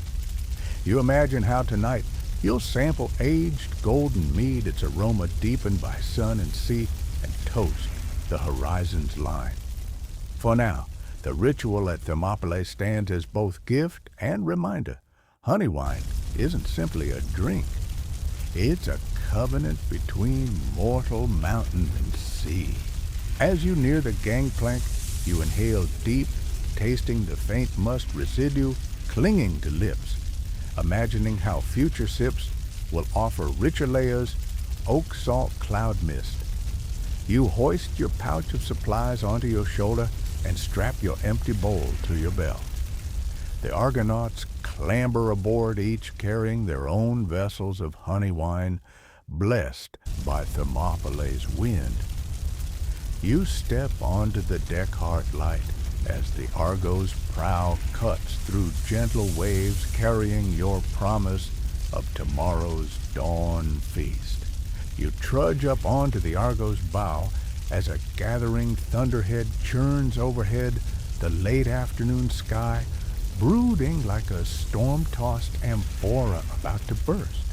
Your cloak snaps around you, saturated with salt spray, and the scent of brewing storm mingles with lingering thyme from Thermopylae's tasting. You probably won't fancy sipping honey wine under a thunderstorm unless you're courting lightning or just enjoy mild risk, but tonight you'll experience the Argonaut custom of toasting mead as raindrops drum the deck like impatient fingers. So lace your boots tighter, hold your cup steady, and let the tempest heighten every spiced note in your brew. The wind has shifted offshore, whipping through the rigging with a low, haunting whine reminiscent of Aeolus exhaling.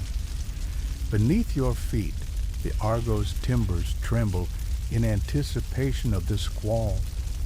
You take a slow step forward, balancing against a sway that feels like the ship is humming an unsanctioned sea shanty.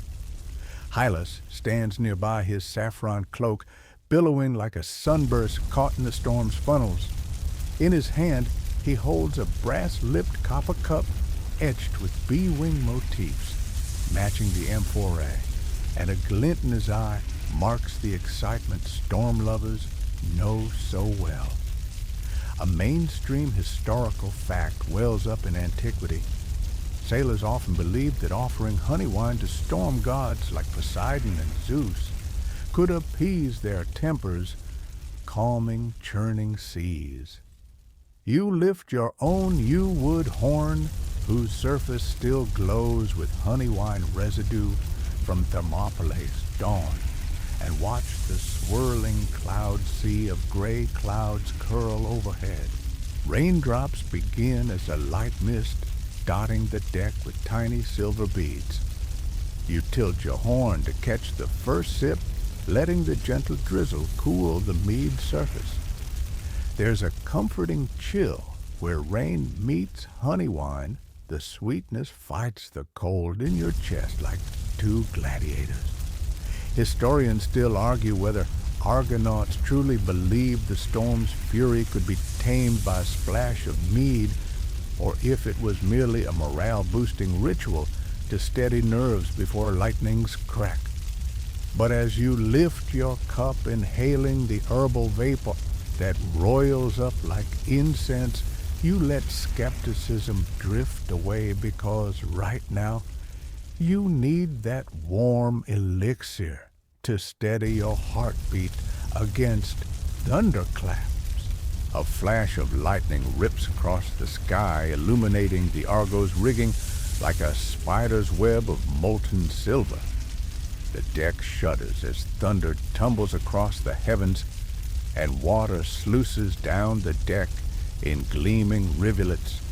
You clutch your horn tighter, knuckles white, and take a deliberate sip, honey wine's warmth sliding over your tongue, faint notes of lavender and thyme still lingering from grape must.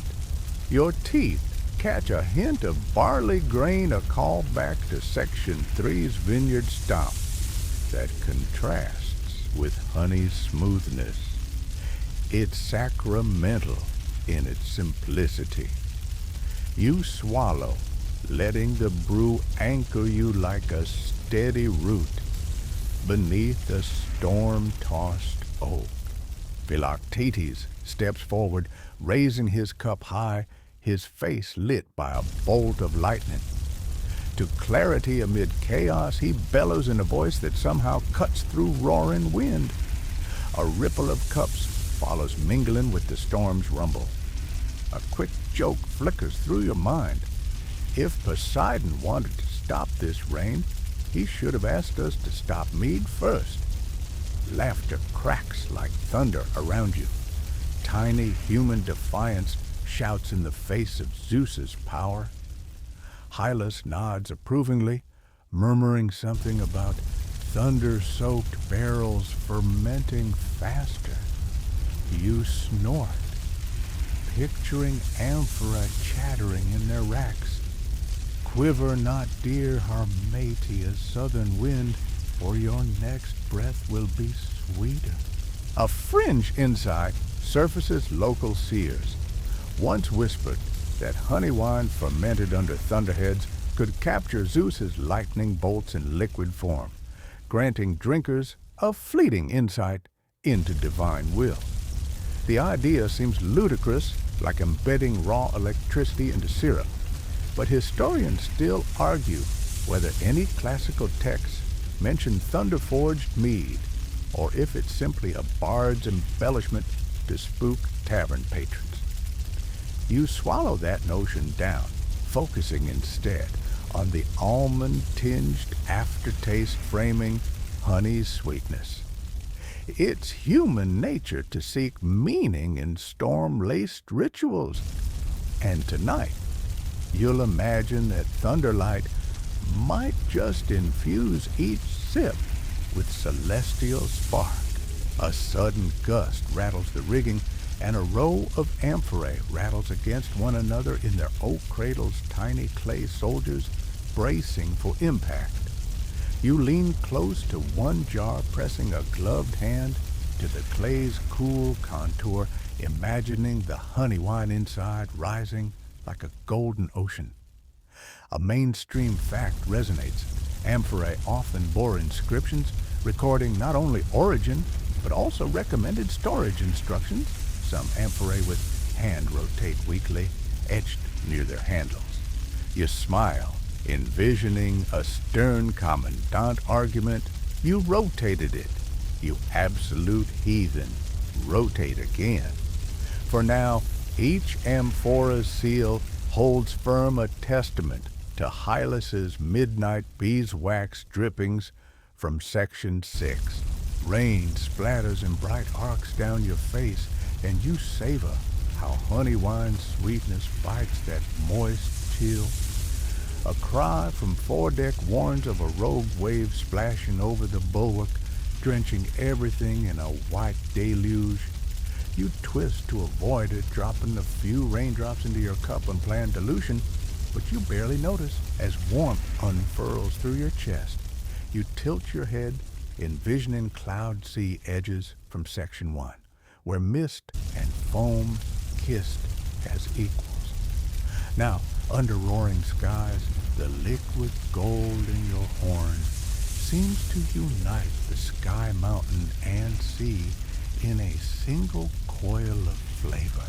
Across the deck, Helenus and Hylas trade, quaffs each taking long pulls to steady their nerves. You nudge closer to Hylas, letting your shoulder brush his saffron cloak. How do you keep amphora from exploding under this pressure? You ask, voice almost lost under thunder's roar. He shrugs, wiping rain from his beard, then points at the cork sealed with pine resin. Resin expands when heated, creating a vacuum to hold mead in place. But if the wind stirs too intensely, even that might not save you. You shudder, imagining amphorae cracking like eggshells, honey wine spilling in amber floods across the deck, one last bee's promise snuffed out by Zeus's wrath. Instead, You press your cup to your lips again, this time letting a slow sip wash away that fear. Lightning pulses overhead, crackling like the final note of a cosmic lyre. The rain falls heavier, dense as wild honey drops detonating against your brow. You lift your cup, letting honey wine mingle with raindrops, an improvised storm blend. The result tastes fresher, a bracing contrast to purely honeyed notes, the thunder's chill drinking deeper flavors out of thyme and lavender. You close your eyes, letting that tasting flash past the storm's roar and into memory, recalling grape-pressed mornings, amphora ceilings, and hillside honey hunts. Each scene weaves into the present like an intricate tapestry. A lull in thunder gives you a moment's hush, as if the storm itself draws breath. You glance to starboard, spotting a handful of seamen hauling down the mainsail with practiced rhythm as rain cascades off the yardarm in sparkling torrents. You think of Section 4's fermentation vats, bubbling beneath clouds perhaps, now boiling more fiercely for the electrical charge. You smile, offering a silent toast to the vats, imagining them grinning back with effervescent foam. Hylas clears a spot on a coiled rope and sets his cup down. He uncorks a small leather flask labeled Oracular Mead Kujuri batch and passes it to you. The flask's seams glisten with resin, and you can't resist tipping it open. The mead's aroma rises in a swirl of rosemary honey and faint smoke, likely from herbs crisped over the deck earlier. You tasted a symphony of flavors that bristles with complexity, an edge of galangal spice, a tease of juniper's pine, and a soft undercurrent of honey's warmth. It's everything a stormy night mead should be rich, bold, alive. You exhale in satisfaction, the aroma's depth weaving a sensory bridge to Section 3's grape herb stomps and Section 4's vat fermentations. A scholar's debate hovers like a fog. Historians still argue whether high-altitude fermentations under storm conditions produced superior antimicrobial properties in mead, or if it was simply a survival tactic for preserving precious supplies. You smirk, picturing ancient lab-coated hippies swirling mead under protective eaves, shouting, "More thunder, more thunder." Something about that image mends your mortal worry. It's okay to delight in wild experiments, even if they skirt on disaster. You clink cups with Hylas in silent agreement, then sip again, letting the mead carve a gentle glow in your belly. Philoctetes appears with a coarse wool blanket draped across his broad shoulders. With a nod, he wraps it around you, the damp wool pressing a soft warmth to your chilled back. You drape the blanket tighter, letting its heaviness ground you against the storm's swirl. This simple gesture, camouflage cloaked in brotherly care, anchors you in humanity's kindness despite howling chaos. A quirky anecdote drifts in. Some Argonauts joked that if the storm grew too fierce, they'd serve amphorae as makeshift buoys, though historians still argue whether any such improvisation saved friends or just drowned amphorae. You laugh softly, grateful for blankets over buoyant jars. Raindrops blur your vision, turning the horizon into a swirling mist of gray and white. You hold your horn beneath a dripping rope rail to catch loose drops, letting nature's own watered-down mead slip in as the next evolutionary step, half jest, half genuine curiosity. The flavor is bracing wild mountain rain, cooking with honey on your taste buds, an edgy combo that tastes like survival.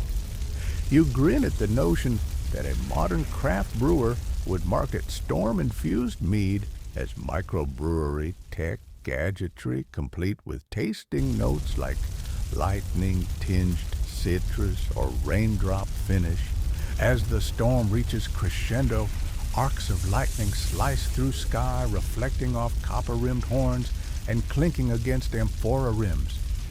Each flash underscores the mead's golden glow like liquid beacons guiding you through mayhem's tunnels.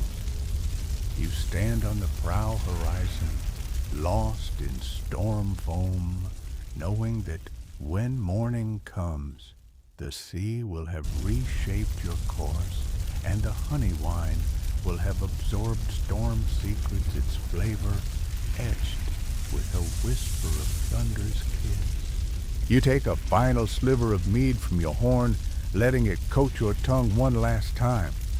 The brew's warmth uncoils into your spine, leveling a tremor of fear into steady calm.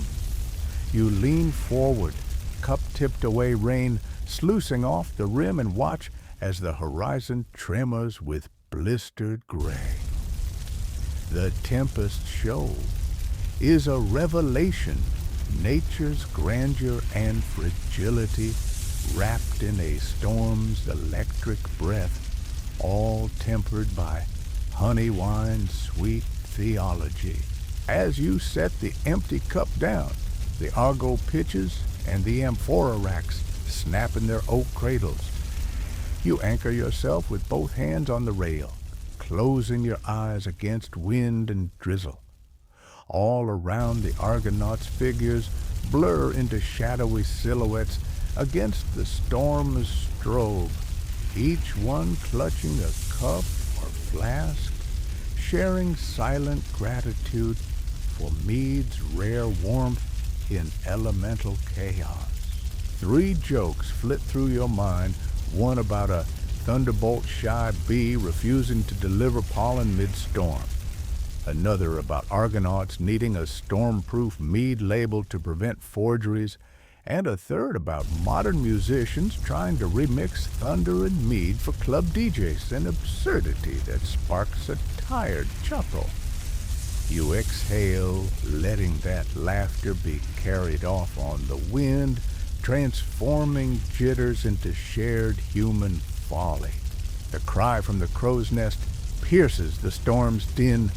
Land ho! Even if it's a mirage, your heart leaps.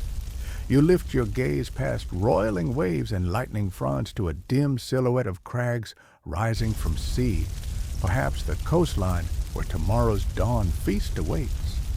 The idea of steady ground and silent skies warms you more than the honey wine ever could. You steady your grip on the lowered cup, now empty but humming with memories, and step back to let the storm's battering rhythm lull you into a watchful trance. Tomorrow's honey wine tasting will be richer for this tempest's baptism. For now, you stand in companionable quiet, the storm's fury tempered by the honey wine's afterglow, lighting your spirit like a lantern kept aflame against the dark. You trudge onto the windswept forecastle just as dawn breaks a pale cleft in the eastern sky, the Argo yawing gently beneath your feet. Ahead, a sheer wall of mist slithers along the horizon like a living sentinel, whispering of the cloud sea that awaits. In your left hand, you cradle a small but sturdy horn carved from ash wood, its rim rimed with gilded beeswax from last night's distillations. You probably won't control the wind by pouring honey wine at its altar, unless Zeus himself steps down to shoo the breezes, but tonight you'll witness the Argonaut ritual of offering mead to Zephyrus the west wind before threading the Argo into cloud-curtained seas. So, steady your breath, plant your feet sure on the tilting deck, and prepare to mix devotion with honey's sweetness. The forecastle is a narrow aisle of deck that juts forward toward sky and sea, guarded by iron stanchions and coils of rope. Argonauts in indigo and saffron gather around a small carved wooden lectern, weathered oak, scored with salt and sky-lashed by storms. Atop the lectern sits a silver bowl intricately engraved with bee and grape motifs. Jason stands behind it, eyes bright with anticipation, robes fluttering in a pitiless breeze. You approach boots, echoing antique, catching a whiff of salty mist mingled with herb-tinged mead. A mainstream historical fact surfaces in ancient Greece. Libations of honey wine were often poured to wine deities to ensure favorable breezes for sales or practice, inscribed on votive offerings at coastal temples. You glance at the silver bowl's rim, noting the faint residue of last night's offering to Poseidon. Jason's gaze meets yours, and he nods your cue to proceed. Hylas steps forward, holding an amphora of honey wine infused with thyme and laurel from those highland vineyards near Phasis. He breathes deeply, the scent golden and herbaceous in the sea air. He tilts the amphora, and a slow cascade of amber floods into the silver bowl, pooling like molten sunshine against polished metal. You steady your horn, letting the bowl fill until it sloshes gently against the edges.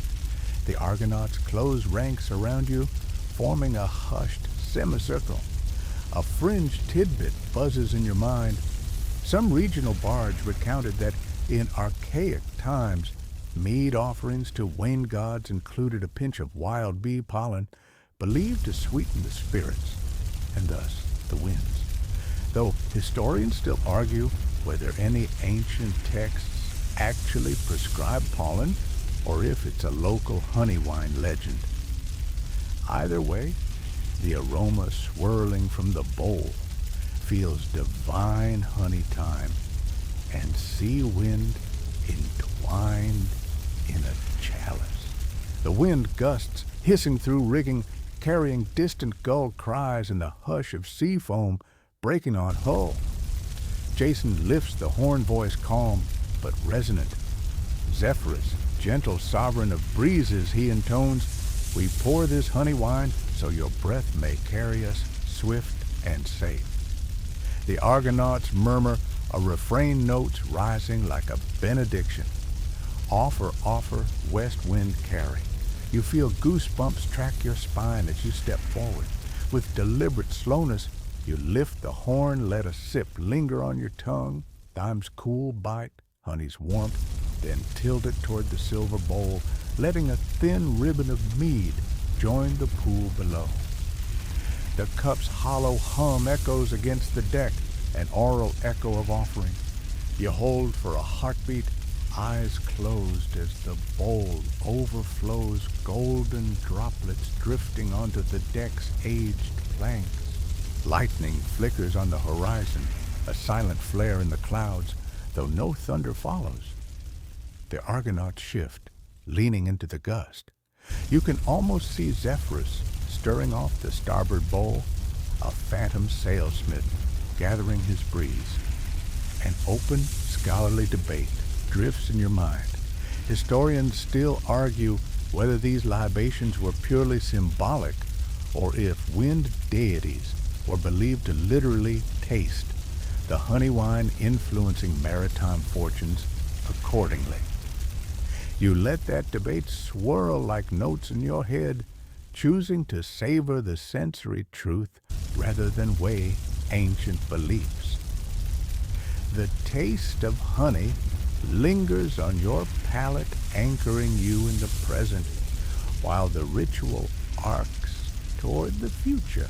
Castor emerges from the lee of the mainsail, holding a bundle of laurel and mint fresh offerings tied with hemp cord. He dips the bundle into the silver bowl, baptizing the herbs and honey wine, then tosses them over the starboard rail. The mint and laurel arc outward rainbows of golden droplets trailing behind and land in the roiling sea foam with a soft plop. The Argonauts, bow their heads, a shared gesture of devotion and anticipation.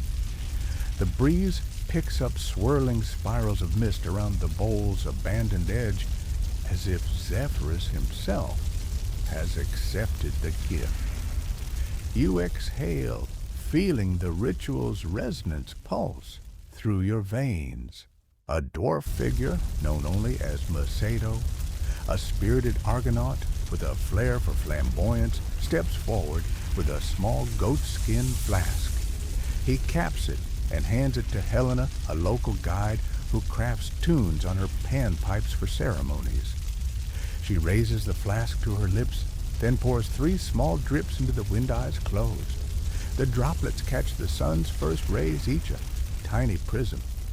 She nods once, as if acknowledging a secret pact. You feel the wind gust around you, suddenly kinder. The amphora of honey wine bobbled slightly safe in its cradle, but you still press your hand to its side for reassurance. An Argonaut named Maya stands in front of the surviving Hellenistic wind vane, a carved wooden masthead depicting Zephyrus's face, battered by salt and sand.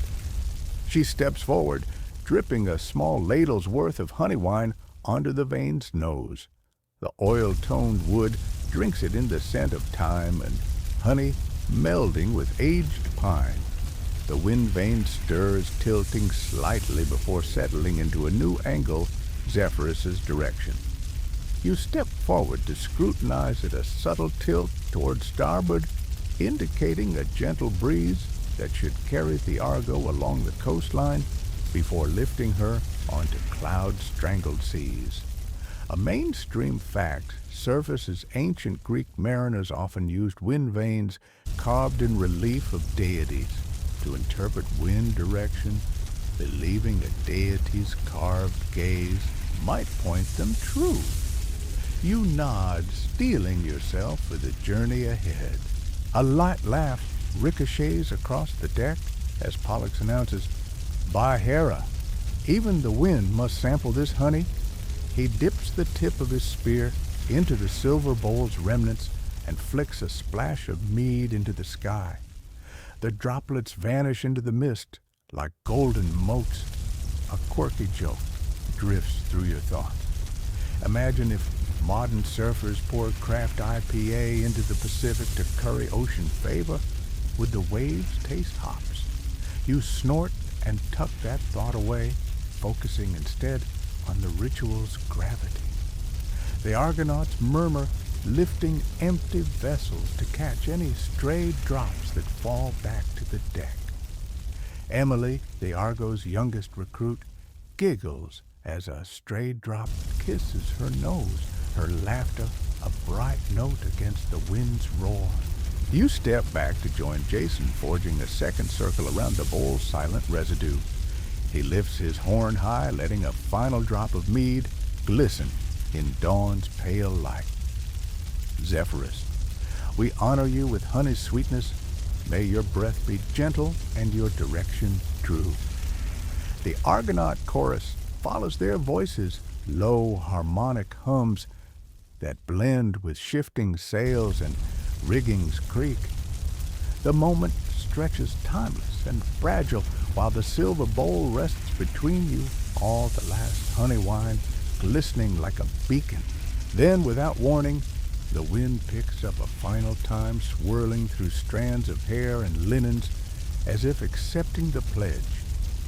The silver bowl tips, casting honeyed droplets into the sea at the ship's foot, and an echoing hush settles. You shiver, taste honey wine, still clinging to your lips, and sense that the ritual has shifted fate's balance, however slightly. A wave of relief washes through the crew, manifest in nods and gentle smiles, each moment of tension softened by honey wine's sweet legacy. You turn away from the bowl, retreating toward the rail. A sudden lightning bolt arcs over the horizon, briefly illuminating the sea's slate-gray surface. The flash reveals the Argo's prow, slicing through early morning swell, the amphorae cradled in wood like sleeping giants. You glimpse the wind vane now firmly pointing toward open sea. A scientist's debate coils in your mind. Historians still argue whether any ancient mariner believed wind deities truly steered their ships, or if the ritual served primarily as psychological assurance. You let that question be content that honey wine's warmth and ceremonial gravity combine to anchor your courage against gusts yet to come. As the Argonauts disperse, the last echoes of Carius, drift away on the passing breeze. You lower your eyes to the silver bowl, now empty of liquid gold, but rich with memory.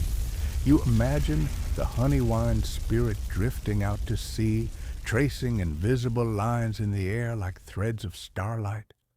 You lift your horn nod to your fellow sailors and plant your feet as the Argo's sails fill with Zephyrus's breath. The deck pitches as you pivot to join the helmsman, feeling a quiet pride swell in your chest.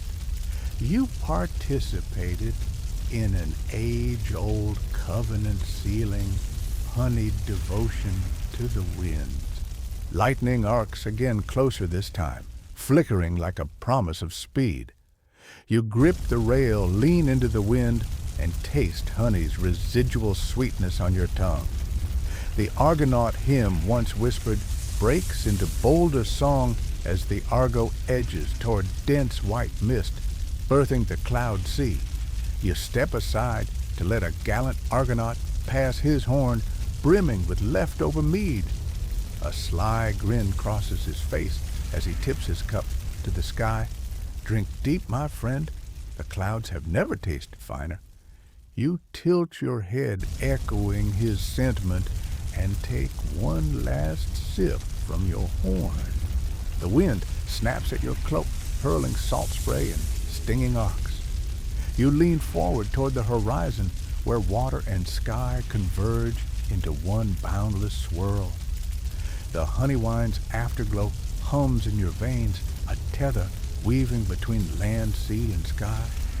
In that moment, you feel the Argo rise on wind-swept waves, an alchemy of ritual mead and divine breath.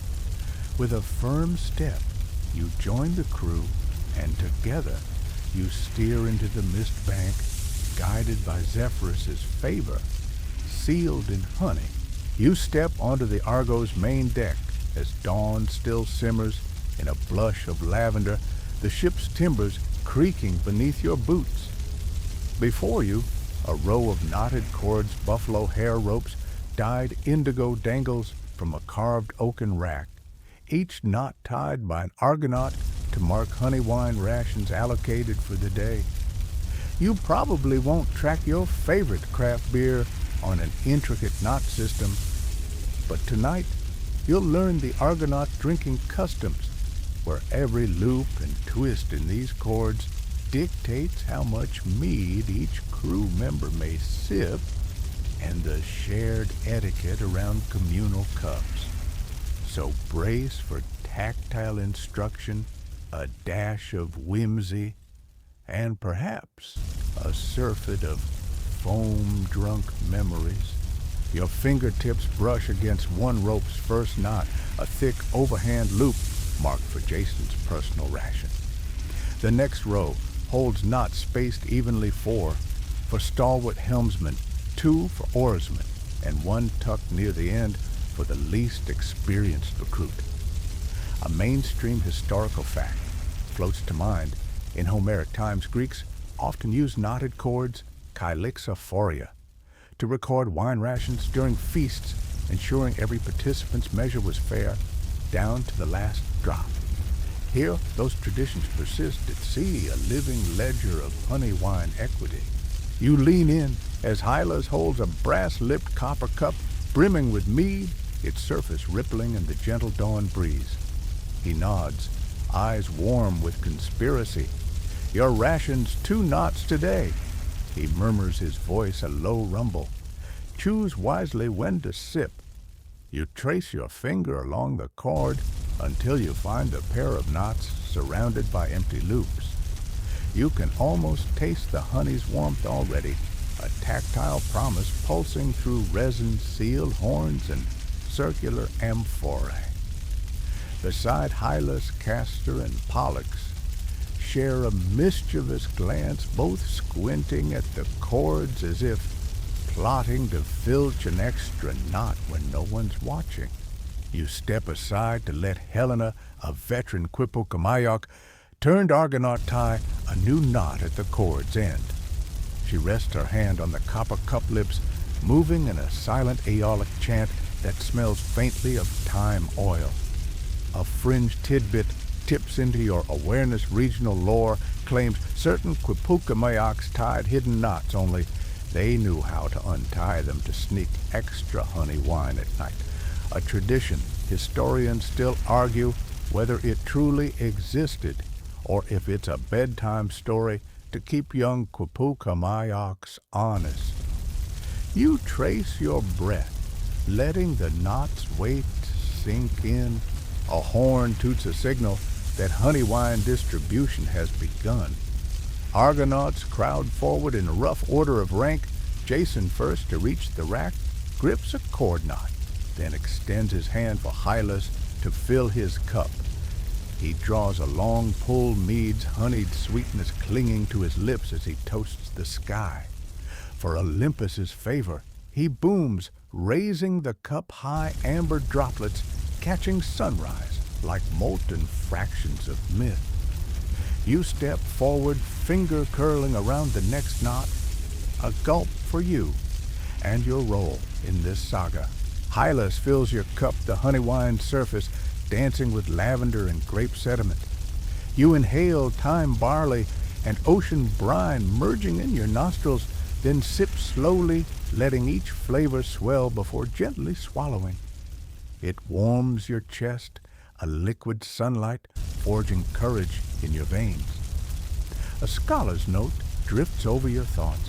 Historians still argue whether these knotted ration systems were as widespread as ancient texts suggest, or if they remain romanticized reconstructions from later scriptoria. You let that debate thrum at the edge of your mind while you savor the mead's glow. Around you, Argonauts converse in low tones. One offers a nurse his rationed measure in exchange for a mid-watch accompaniment. Another whispers about stashing a knot beneath his tunic to double dip after nightfall. The collective hum resembles a murmuring hive, each knot a cell of communal memory. You tuck your cup under your arm and move to a bench near the ship's rail, mindful of your 2-knot ration. A playful jest bounces in your head. Argonauts, the original craft brewery's frequent flyers. You grin at the absurdity fighting a wobble in your thoughts as the deck sways. Beside you, Mayra, a seasoned Argonaut veteran, unravels her own cord, her fingers deftly skimming each knot as if reading a musical score. She stops at the 4th knot, carving it into a small V shape to signal tribute she owes to the helmsman on his birthday. You lean close, catching whiffs of her mint-wafted mead from Section 3, an herbal flourish that made her brew unforgettable. A quirky tidbit flutters some Argonauts claimed Maera's mint-infused mead tasted like the north wind shadow, though historians still argue whether that poetic description ever influenced actual recipes or if it's bardic hyperbole aimed at rustic hospitality. The wind picks up, rattling the amphorae racks below and threatening to blow the ration cords free. You tighten your grip on your cup, balancing gingerly as you finish the second sip, a ritual gulp that marks the second knot's release. A sudden wave sloshes across the deck, and you spill a few drops, cursing under your breath as Hylas nudges you with a grin. Refill at dusk. If you still stand strong, he teases the promise of future mead, lingering like honeyed smoke. You glance at the amphora rack, anchors below sturdy cradles, holding more honey wine for tomorrow's rations. A mainstream fact emerges: amphora often bore stamps indicating capacity, so ration factions could measure out portions by volume, ensuring no sailor gained more than his share. Here the knots on cord serve as daily tallies, smaller increments for midday sips, larger loops reserved for celebratory feasts when landfall arrives. You nod, tracing a loop's origin in memory, how those amphorae sealed in Section 6, baked under sun before stowing at sea. As Argonauts finish sips, they pass cups left to right in rhythmic order, a solemn relay of mead that strengthens camaraderie across ranks. You join the flow, passing your emptied cup to Castor, who cleans the rim with a strip of linen before sending it to Pollux. Each pass is a silent vow: you will not hoard, you will not break formation. A fringe notion waltzes in remote enclaves cunning Argonauts, once stitched false loops into the ration cords to gauge trust, though historians still argue whether such subterfuge was ever commonplace or just cautionary legend. About trumpet blast reverberates from the crow's nest land, spotted to port. Cheers erupt, some muffled by sticky gulps, others raw with excitement. You set your cup aside and retrieve a small leather pail of barley cakes, each scented with honey and pressed into a dense patty. These are second breakfast treats reserved for those whose two-knot ration afforded extra calories. You offer one to Hylas, who declines with a grin, indicating he's saving his appetite for tonight's cloud sea feast. You tuck the barley cake into your belt pouch, knowing it will accompany your honey wine later, like a loyal sidekick. The Argonauts begin rolling ropes in neat coils, their knots now accounted for and spent. The ration cord hangs limp, its knots faded from morning's honey wine drafts. You peer down, tracing last night's knots into today's balancing act. How much sweetness was consumed versus how much remained sealed beneath cork and wax? You catch Jason's eye, and he offers a small nod approval of your measured consumption, a silent commendation. In your mind, you recall juggling amphorae in Section 5, counting knots through storms in Section 7, and offering honey wine to Zephyrus in Section 8, a tangled tapestry of rituals binding you to each phase of your journey. A sudden wave of nostalgia washes over you, the crackling furnace of fermentation in Section 4, the lavender-hued must in Section 3, the cliff hive honey in Section 2. Each memory yanked forth by the honey wine, you've sipped each sip a knot in your own mental cord. Now, as you stand at the rail horizon, unfurling like a scroll of promise, you feel the weight of each loop balanced against the deck's heaving, a reminder that mead is both cargo and catalyst. As land's silhouette sharpens in the heating sun, you notice a small cluster of amphora-shaped markers bobbing on buoys near shore, signaling a bee farm beyond the cove where fresh honey awaits. Tomorrow, you'll restart the cycle, knots tied and untied in worship of sweet nectar. For now, you'll follow the call of new land, guided by knots on cord and amphora's amber glow. You lift your head, inhaling sea salt breeze laced with distant wild thyme, and take one final look at the ration cord. 2 knots are spent. 1 knot remains your silent promise that this evening, when the crew gathers to share tales and to ponder tomorrow's labors, you will honor that last knot with an extra measure, a small boon shared among brothers and sisters of the sea. You touch the final knot reverently, as if sealing a vow that ties you to this moment. A smile creeps across your lips as you cradle your empty horn close. You step back, letting the Argonaut chorus swell with renewed voices, each one bound by Honeywine's sweet covenant.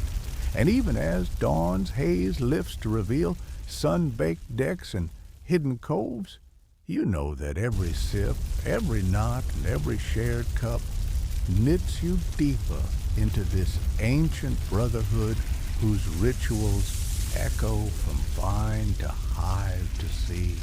You step onto the Argo's quarterdeck just as twilight gilds the horizon, the remains of day's haze giving way to a sapphire dusk spangled with the first starlight. Around you, Argonauts in indigo cloaks and saffron sashes gather close to a single roaring brazier, its flames rippling like fiery serpents. In their hands, they cradle horn cups of honey wine, the liquid's honey glow flickering against serious faces. You probably won't reveal your deepest secrets with a single gulp of mead unless you've been under its spell a dozen cups deep. But tonight, you'll observe how some fringe beliefs cast honey wine as a truth serum, loosening tongues until buried confessions drift free. So steady your breathing, lean into the brazier's warmth, and prepare to honor that hive-born myth with each amber sip. The first Argonaut steps forward. Hylas, honeymaster extraordinaire, lifts his horn with a solemn nod.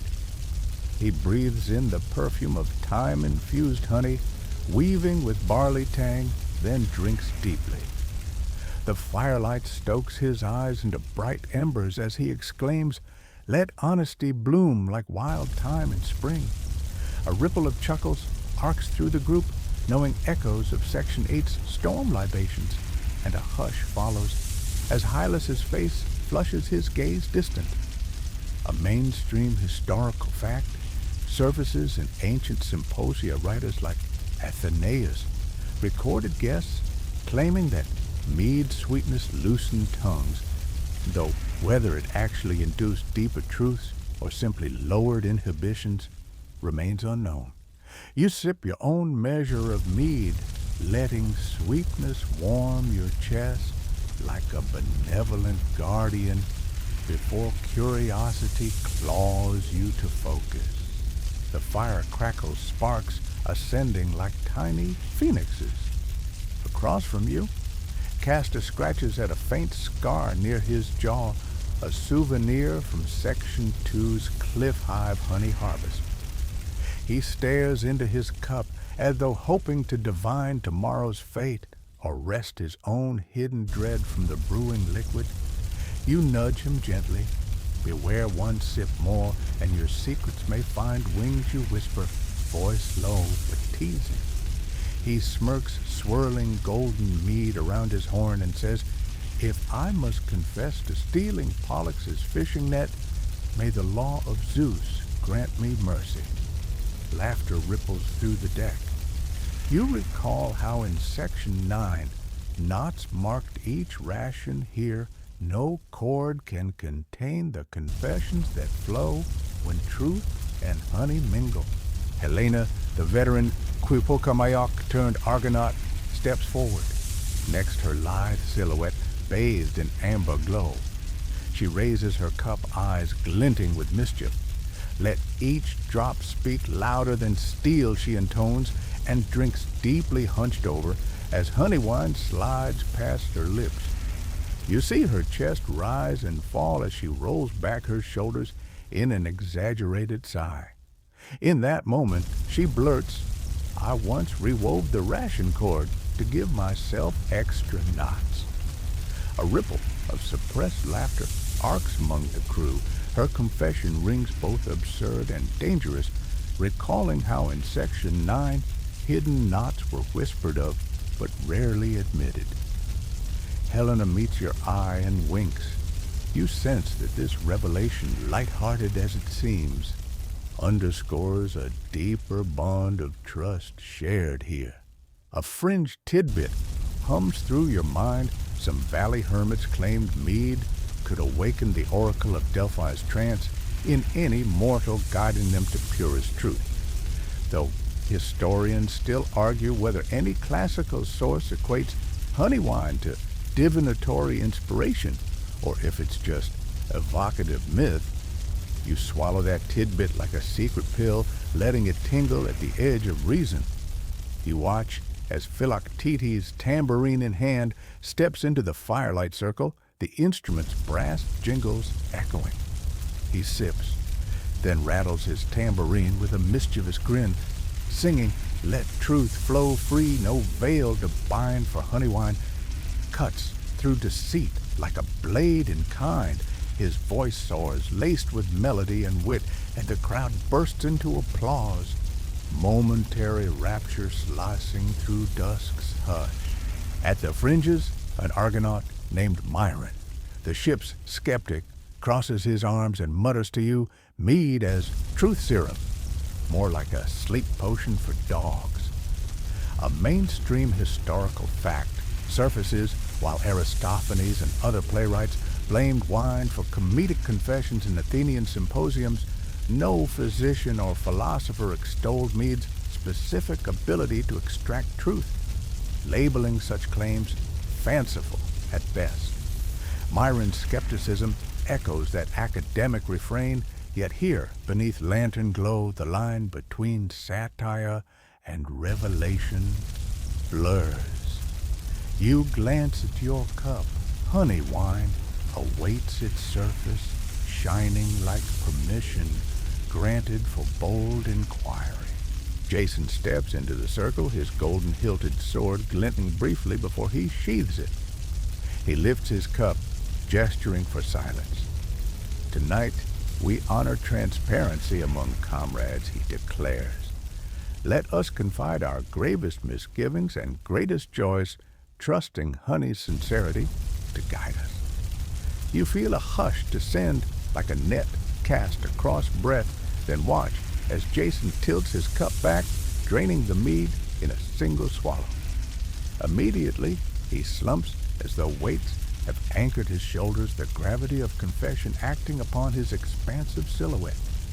He exhales, sounding like wind through dim cavern, and confesses with a soft, "I feared I could not lead through the cloud sea's mists." The truth, simple yet vulnerable, ripples like a pebble dropped into still water. You step forward, lifting your cup to your lips, letting honey's warmth seep into your chest. You feel eyes upon you. Argonaut faces lit by firelight and expectancy. You swallow, drawing the mead sweetness into your gut like a gentle wave.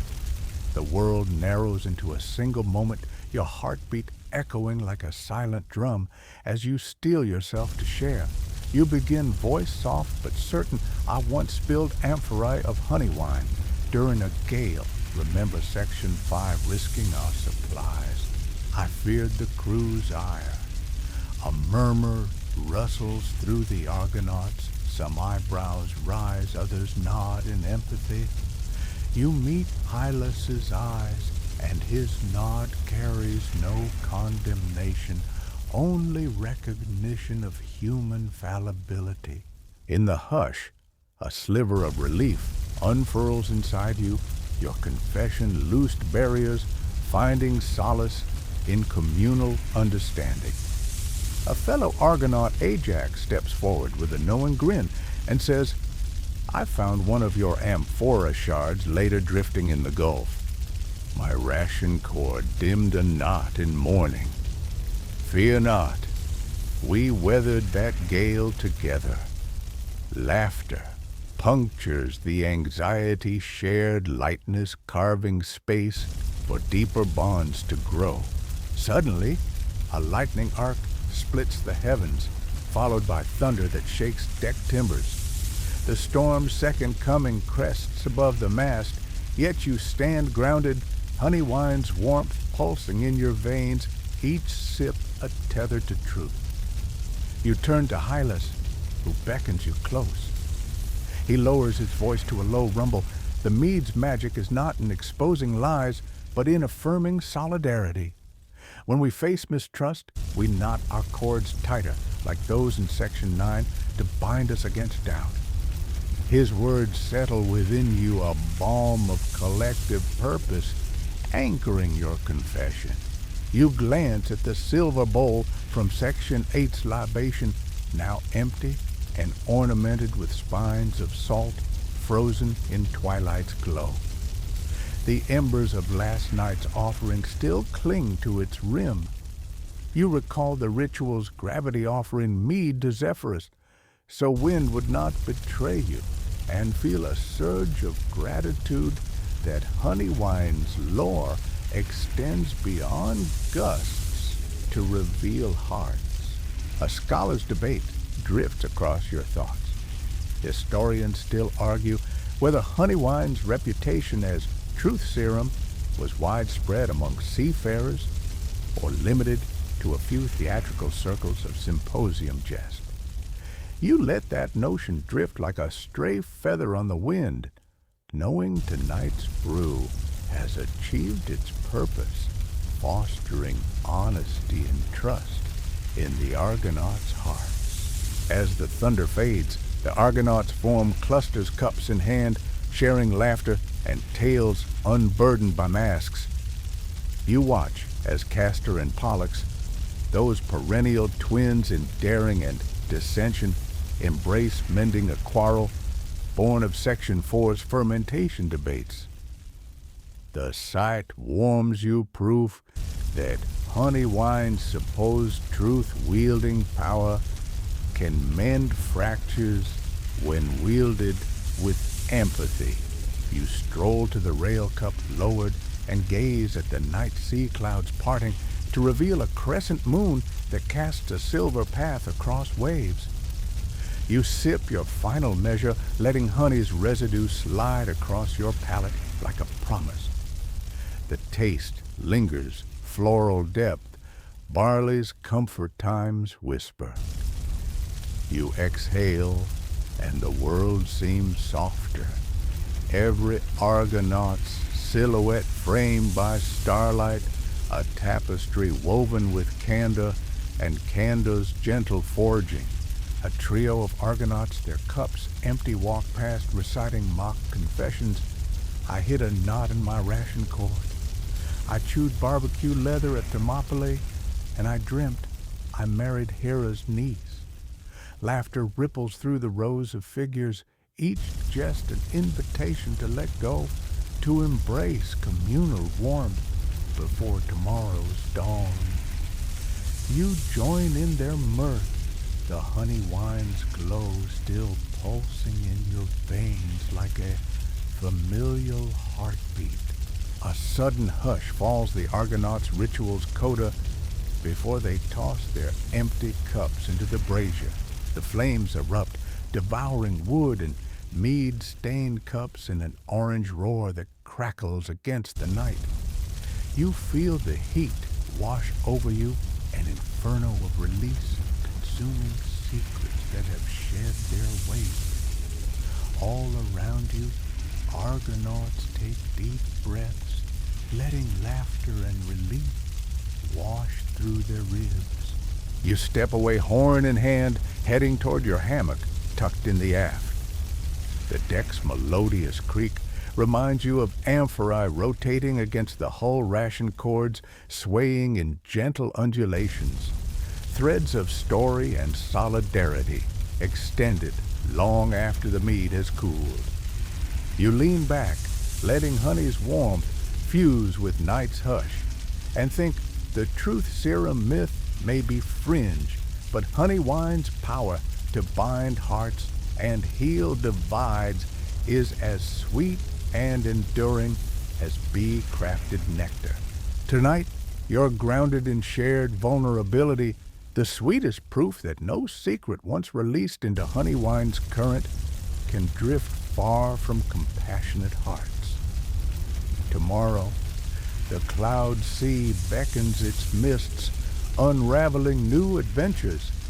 But for now, you'll drift into that threshold between waking and dreaming, cradled by candor's tender embrace and mead's lingering glow.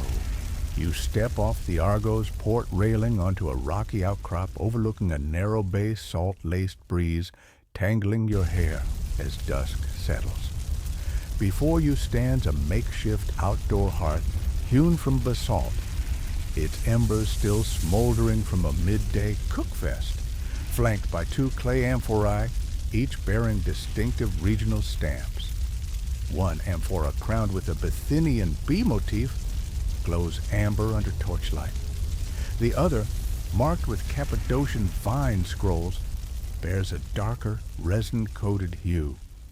You probably won't replicate regional honey wine variations without shipping crates of ingredients across continents. But tonight, you'll explore how Bithynian honey created a sweeter brew than Cappadocian thyme-infused batches, and witness how diverse terroirs shaped each sip's character.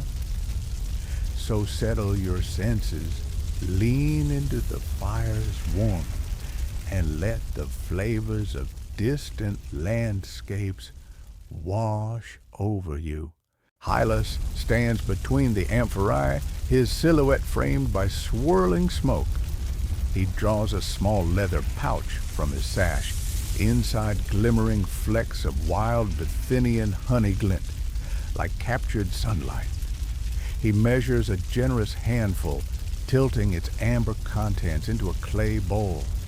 The honey descends in slow ribbons, thick and glossy, releasing warm floral perfume that dances with the hearth's smoke.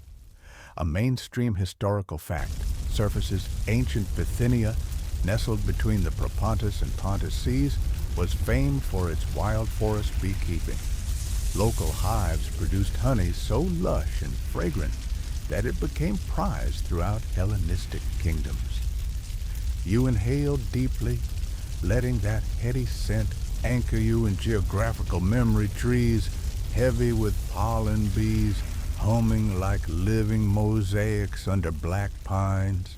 Next, Hylas picks up a sheepskin sack filled with crushed grapes, unfermented must from vineyards near Phasis, salted into clay amphorae at Thermopylae, and now mashed with wooden pestles.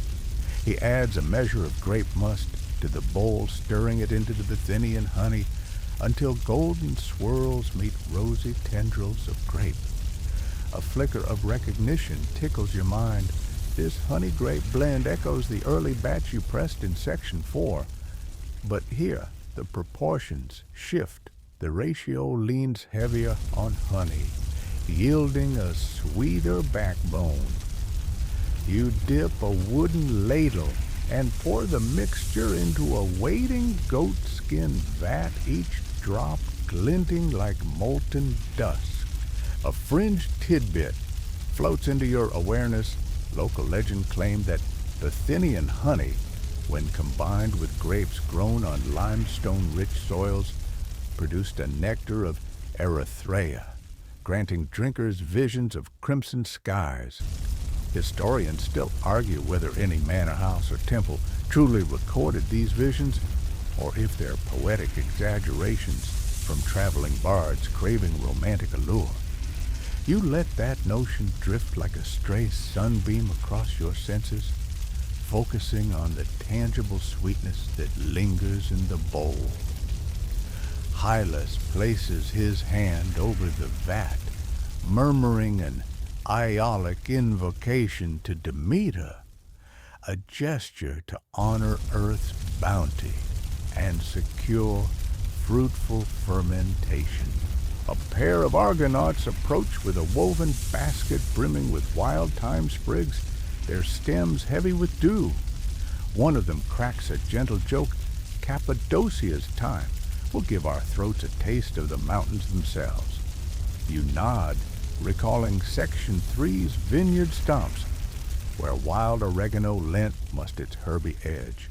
Tonight, thyme's resinous notes will dominate Cappadocia's contribution. Hylas accepts the basket, plucking a generous bundle and bruising the sprigs in his palm to release aromatic oils. You watch as he tosses the thyme into the second amphora, its dark-coated exterior glinting with pine resin.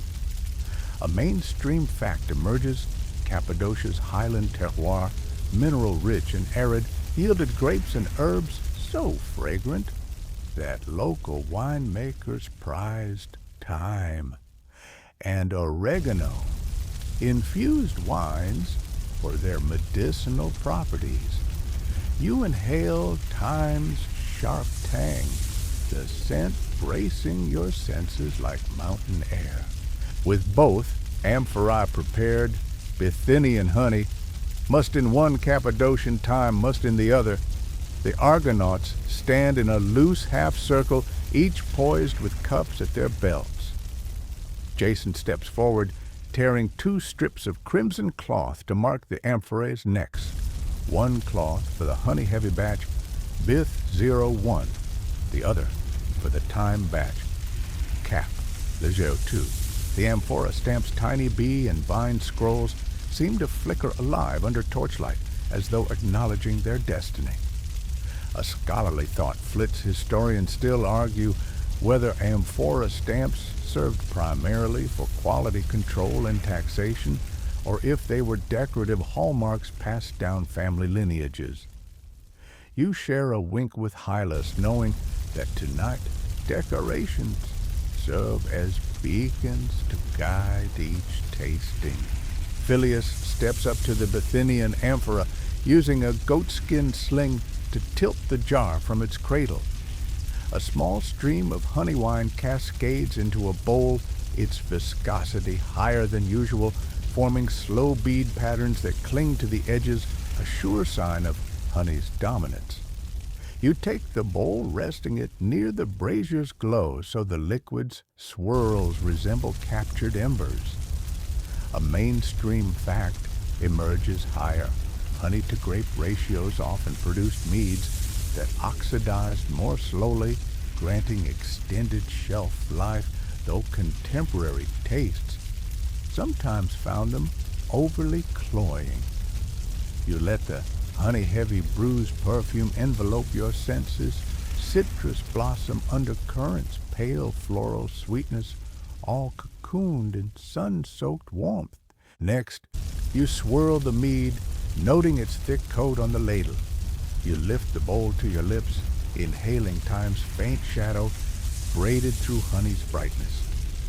The first sip is a memory of summer meadows warmed by Aegean suns, liquid gold that bristles on your tongue, each molecule saturated with Bithynian wildflowers. You tilt your head back, letting the sweetness bloom in your chest, and exhale, allowing the mead's honeyed aftertaste to drift like drowsy pollens across your palate. You meet Hylas's gaze, marveling at his nod, that silent nod that says, "This is honey," at its apotheosis. As you hand the bowl to the next Argonaut, you catch a glimpse of Castor and Pollux leaning toward the Cappadocian amphora, their eyes glittering like stars, about to align. You step back, watching as they heft the jar's weight, plop its contents into a second bowl. The liquid pours darker, rust tinged its surface, flecked with thyme leaves and a thin sheen of pine resin. You raise an eyebrow, recalling Section 7's Tempest brewed mead. This brew, though still honeyed, carries a rugged edge, as if highland storms are bottled within. This is not subtle sweetness. This is honey flavored by mountain days and cooled by moonlit eves. Phileas inches forward to coax the time mead's alfresco flavors. He swirls the bowl gently, capturing the herb's aromatic oils that rise like smoke from a hearth. He lifts it to his nose, eyes closed, letting that herbal bouquet ignite his mind. You catch a trace of smoky heather and sun-baked limestone, vivid signifiers of Cappadocia's stark terrain. He sips, tilting his head, and exclaims, "Hear the mountains hum." A ripple of agreement spreads, some nod gravely. Others chuckle at the hyperbole. But all acknowledge the time's bite, cutting through honey's sweetness. A fringe notion drifts into your thoughts. Some Sylvan mystics insisted that Cappadocian time mead could evoke ancestral dreams, allowing drinkers to glimpse past harvests in vine-fed visions. Though historians still argue whether any classical compendium cites trance states induced by time-infused honey wine, or if it's folklore spun by local bards. You let that idea flicker for a moment, then return to the reality of the brew time's austerity, balancing honey's warmth in a dance both harmonious and fierce. The Argonauts step forward in pairs for a comparative tasting, first Bithynian honey's singular sweetness, then Cappadocian time's robust counterpoint. You notice patterns in their expressions. Some close their eyes at first sip, letting sweet and herb entwine in bliss. Others purse lips, deciphering bitter edges like code. You recall Section 10's truth serum ritual here meads reveal geography rather than secret confessions, yet they still speak volumes about the land's character. Each draft is a message from distant terroir, carried through amphorae on salt-damp sails to your lips. You take a second spoonful of Bithynian blend, savoring the honey's woolly smoothness like sweet lullabies whispered by ancient hives. The warmth spreads across your chest, making you lean into the brazier's fire. These flavors paint a vivid portrait of forested hillsides humming with bees. A mainstream fact emerges. Bithynian honey, when mixed with local grape, must often produce mead-wine hybrids.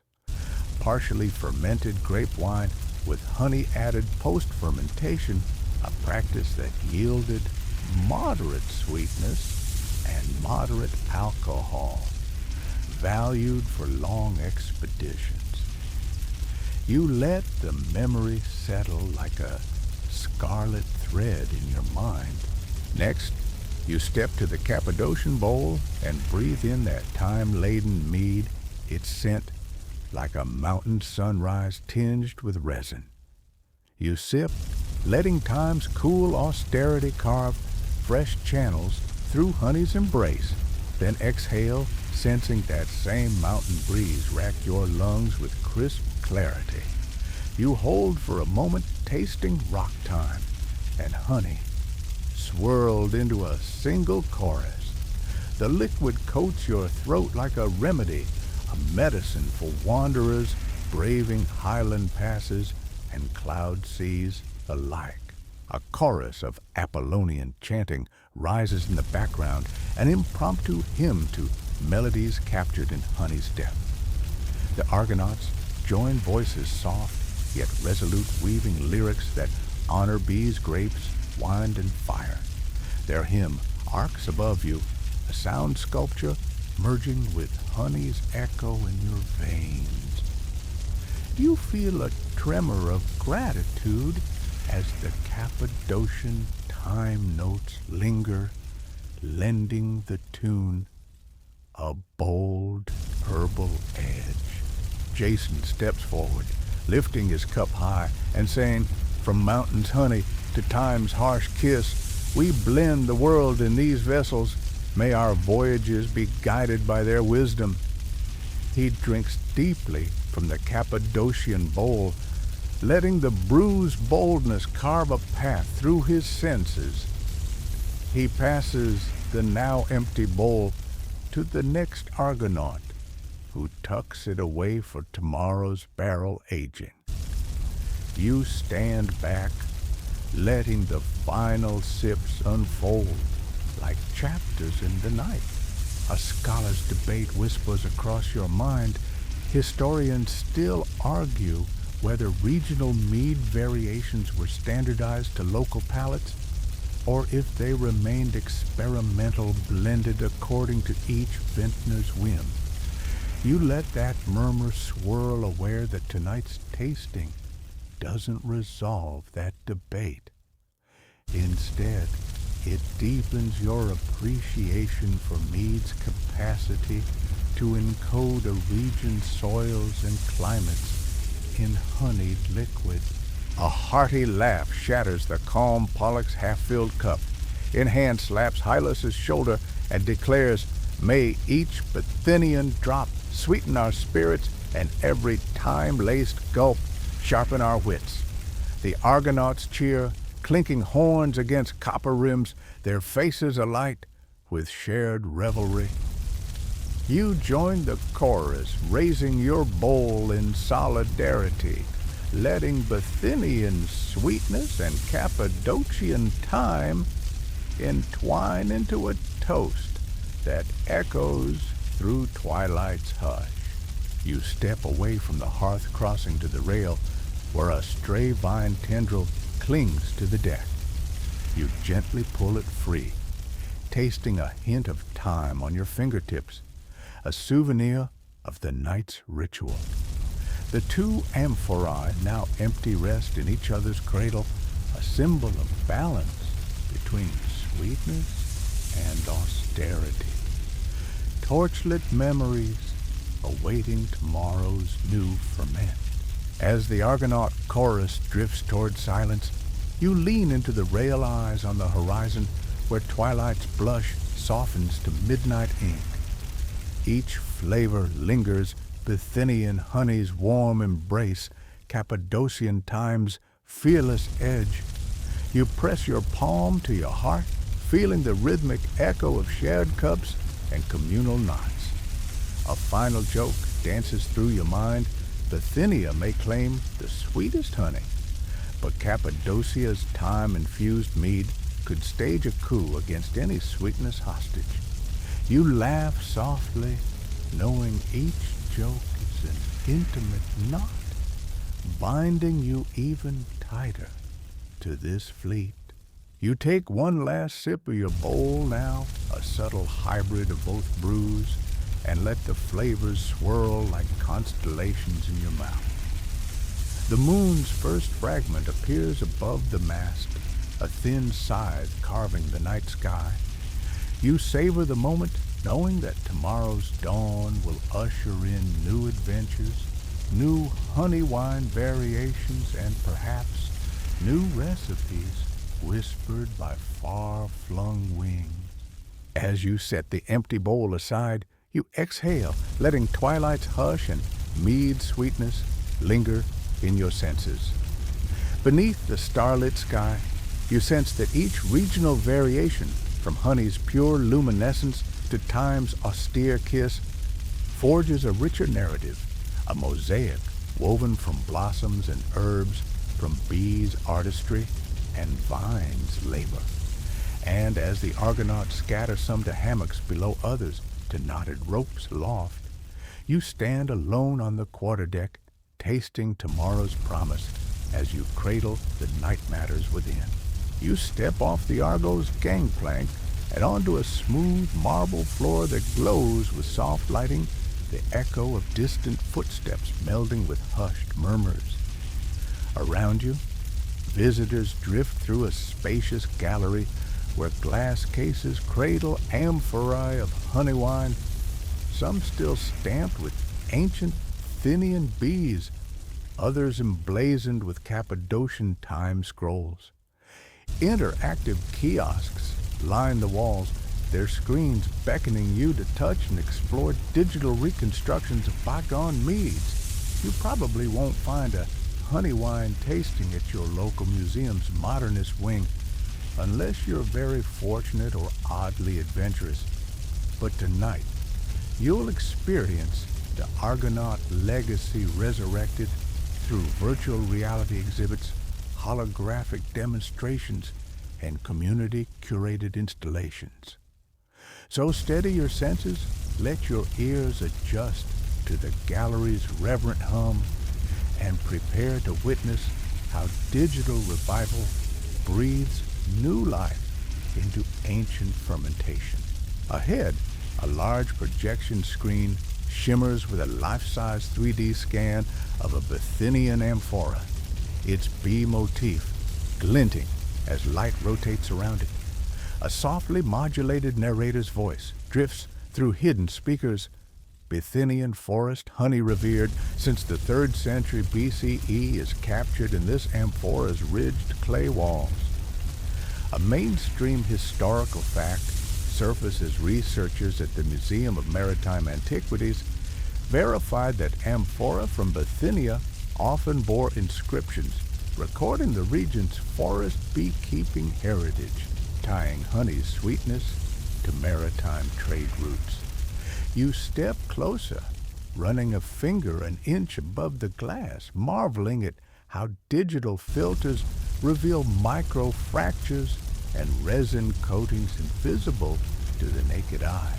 To your right, a touchscreen table displays an interactive timeline of mead-making practices, honey harvested from cloud-clinging cliffs, grapes stomped under midday sun vats fermenting on rocking decks. By tapping icons, you can watch VR reenactments of Argonaut weddings in Lemnos, where brides toasted groom with honey wine, a quirky tidbit that some fringe scholars claim symbolized the bees' mating dances, though historians still argue whether any classical sources explicitly reference such rituals or if it's a modern reinterpretation of Athenian wedding customs. You swivel my eyes, catching a glitch where the virtual bees buzz too fast, prompting a digital chorus of simulated hive hums. You tap again, slowing the bees to a dignified amble, a comic sight that reminds you of Section 2's cliff hive harvests, where real bees move far too swiftly to record. Nearby, a cluster of visitors don VR headsets, fumbling as they orient themselves in a projected vineyard beside the Phasis River. You peer over a child's shoulder, watching the virtual horizon ripple with cloud seas. A hushed commentary underscores their efforts. Navigate narrow terraces, harvest grapes, and then press them to create must an immersive lesson in ancient viticulture. A mainstream fact drifts into your mind. Stanford University's Digital Humanities Lab partnered with local Andean communities to record authentic ambient sounds, wine whispering through grapevines, creak of ancient wood vats, ensuring that VR users not only see but feel the environment's presence. You remember feeling those winds in Section 4's fermentation tactics, and now you sense a second-hand breeze rustle your hair as the child steps on a virtual pile of grapes, their avatar's foot imprint, leaving a purple stain on the digital ground. A holographic display flickers to life ahead, a floating amphora rendered in shifting gold lines. You circle it, eyes tracing the glowing contours, while a researcher in a crisp linen lab coat steps forward. She holds a laser pointer, directing focus to micro-textures on the amphora's shoulder. These ridges suggest the honey wine was stored under alternating heat cycles, she explains. Thermal expansion imparted unique tannin profiles we now simulate in micro-oxygenation chambers. You lean in, trying not to elbow the visitor next to you as you absorb each careful word. A scholarly debate hums in your mind.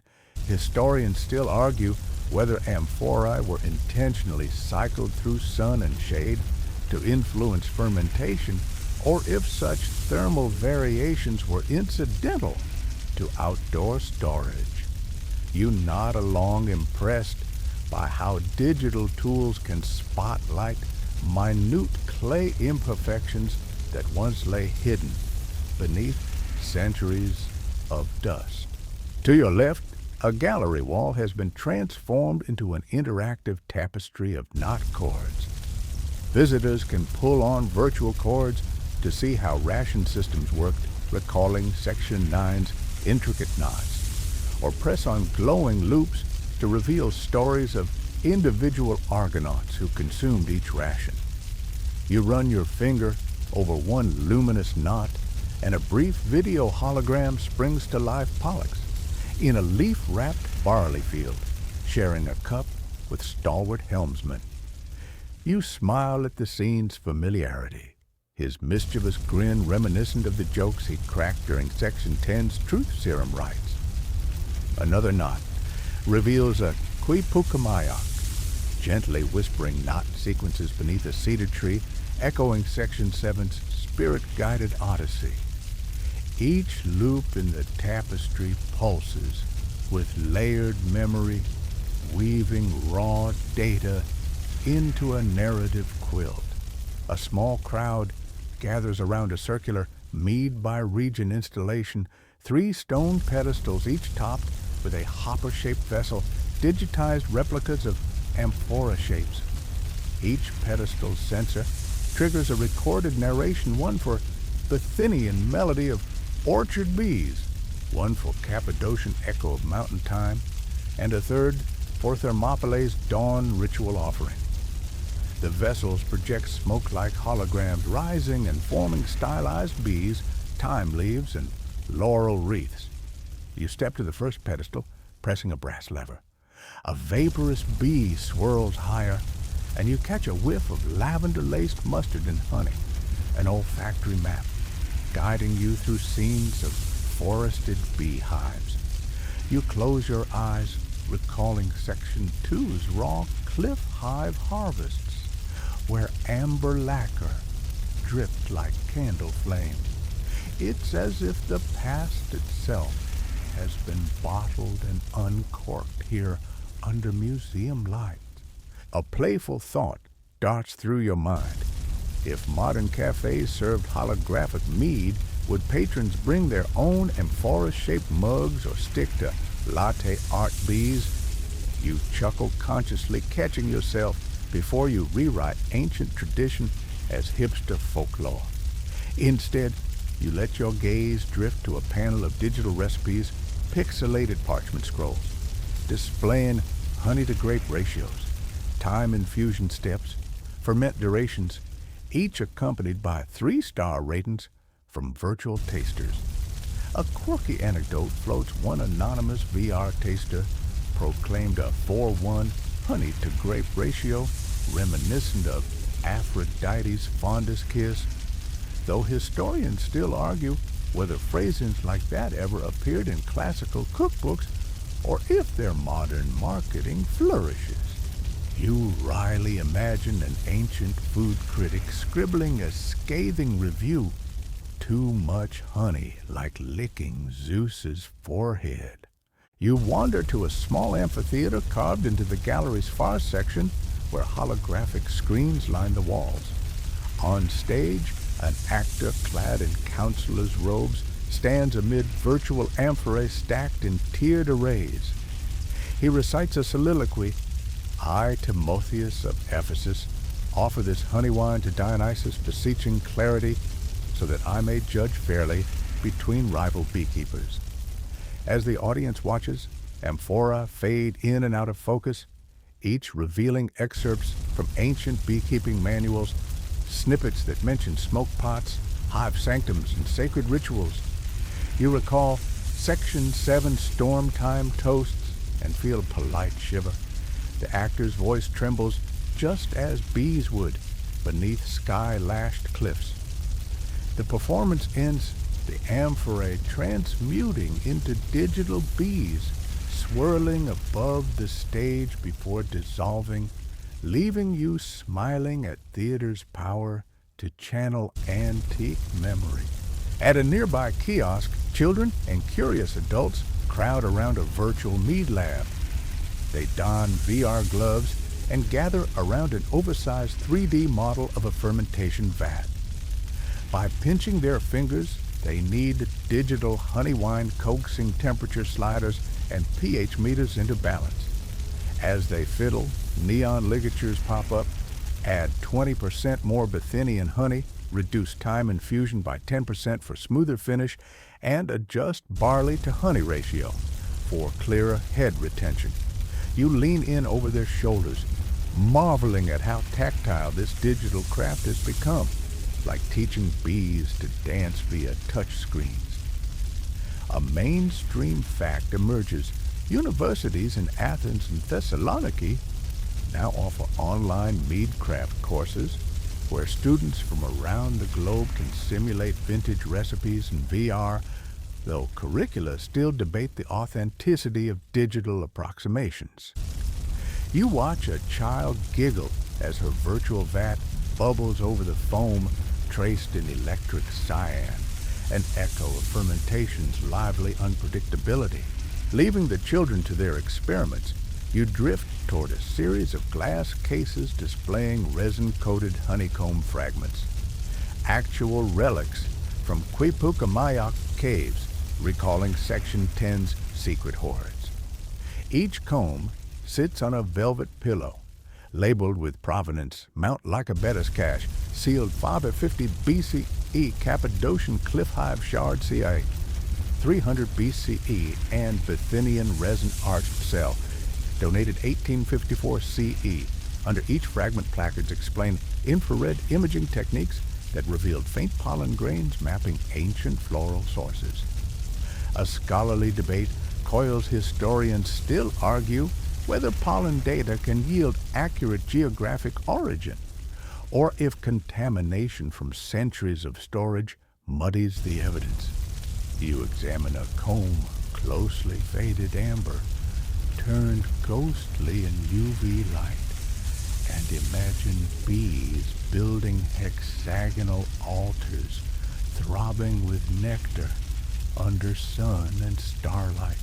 As you move to the final exhibit, a living demonstration area, a museum guide in a linen tunic beckons you to don a protective veil and approach a glass-enclosed observation hive.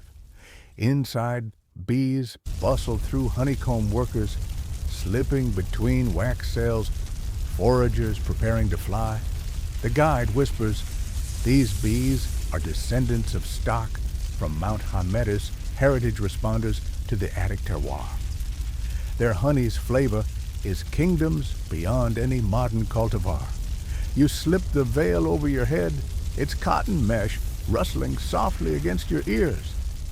Scent of honey swirls around you as the bees buzz in concentric patterns. For a heartbeat, you're back in Section 2's cliff hives, feeling rock beneath rugged gloves.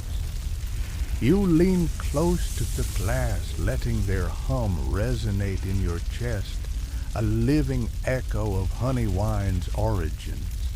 The guide plucks a small frame from the hive, a tidy rectangle of comb, then pries a capped cell open, releasing golden honey. She dips a wooden stick into the comb, letting honey drip. You lean forward, inhaling that heady essence flower pollen beeswax, sun-warmed wax. You taste a drop, letting it mingle between your teeth and tongue, a flash of ancient forest barberry and wildflower. A gentle murmur rolls through visitors' honey's fragrance and taste, catch you unawares, tethering you across time. You step back from the hive, hefting your horn cup, now empty, awaiting its next fill. In the hush, the curator claps gently, guiding the tour to the next exhibit, from hive to digital archive. Our ongoing exploration. You move on heart-thumping, like a starling's wings in spring memory and digital craft entwining. As you depart the gallery, The final exhibit, an interactive mural spanning the wall, reveals a massive quipu design woven into virtual threads of light. Visitors trace knot patterns to unlock short narratives. One recounts a storm-ravaged amphora saved by melting wax, a callback to Section 7's Tempest. Another describes a Thermopylae dawn libation, recalling Section 6's Windrite. A third tells of grape-time mash pressed under a moonlit hill, echoing Section 4's lunar myths. Each knot pulses when touched, unfolding a voiceover as sweet as mead itself. You lean close, feeling each knot's warmth, an archive both digital and human, a lattice of stories glimmering like constellations. You step into the museum's cool evening air, the world outside hushed and perfumed by sea breezes mingled with recent rain. Your mouth still tastes honey's sweetness. Your mind hums with textures, glass cases, VR grapes, bees, under glass amphora, digital and clay. You sip a final drop of water from a brass-lipped fountain, tasting faint rosemary notes carried from the exhibits. As you gaze back at the illuminated gallery, you realize that Honeywine's tale has transcended wood vats and roaring decks, now living in pixel sensors and hushed stories. Pass through chords of light. You head down the marble steps, letting the concrete echoes fade into night. Ahead lies Section 13, where you'll embark on a spirit-guided odyssey inside a Quipucamayak's adobe hut, audio chant scented chords, and ancestral memory all awaiting your senses. But for now, the digital revival has woven you into Argonaut legacy. Each exhibit a knot in the tapestry of memory, pulsing with promise. You close your eyes and feel the museum's hum fade, replaced by the soft rhythm of your heartbeat pulsing through the cool night air. Suddenly, you're standing in a circular adobe hut high above the Urubamba River lantern light flickering against rough earthen walls. A gentle voice beckons you forward, your spirit guide, the Quipucamayak ancestor whose threads of memory intertwine with your own. You probably won't return unchanged from this personal voyage, but as you step into the circle, prepare to navigate knotwork woven from emotion, myth, and ancestral wisdom. Your guide extends a hand, guiding you to a low wooden stool beside a coiled quipu bed. Each chord here is alive with latent energy, cerulean for sky rituals amber, for harvest gratitude, and deep violet for ancestral reverence. It's a mainstream historical fact that Quipucamayaks often captured more than material data recording ceremonies, genealogies, and cosmological lore through layers of symbolic meaning. Remember, these chords were memory banks of the soul, not just the state. Your fingertips brush against the first chord, violet wool flecked with gold dust. The guide murmurs an incantation in Quechua, and you feel an echo of ancient footsteps in your mind. Suddenly, each knot unfurls as a memory, your great-great-grandmother plucking coca leaves at dawn, her whispered prayers for fertile fields weaving into the cord's fiber. This is the fringe-revealed dimension of Quipu mythic mnemonics, where tactile memory unlocks ancestral stories. Historians still argue whether such spiritual encodings were widespread or privately maintained within elite families. But here, you live it. You follow the guide's soft chant as your hands trace a branching chord, amber-dyed and supple. With each knot, you taste sweet chicha on your tongue and hear the laughter of children dancing at the Inti Raymi festival. The knots pulse with warmth, conveying communal joy and gratitude for the sun's return. A quirky tidbit surfaces. Some Quipucamayak lineages believed certain chords could summon weather patterns when tied or untied during solstice rites. Historians still argue whether these beliefs influenced state ceremonies or were charming superstitions passed among farmers. But the sensation of wind stirring your shirt reminds you that belief can shape reality. As you move to a cerulean chord, the guide inclines their head, and you feel the resonance of mountain winds echoing in your chest. Each knot here maps constellations the Pleiades Orion's belt and the Milky Way's river of stars, celestial Quipu, guiding agricultural calendars. It's a mainstream fact that Andean astronomers monitored star clusters to time planting and harvesting.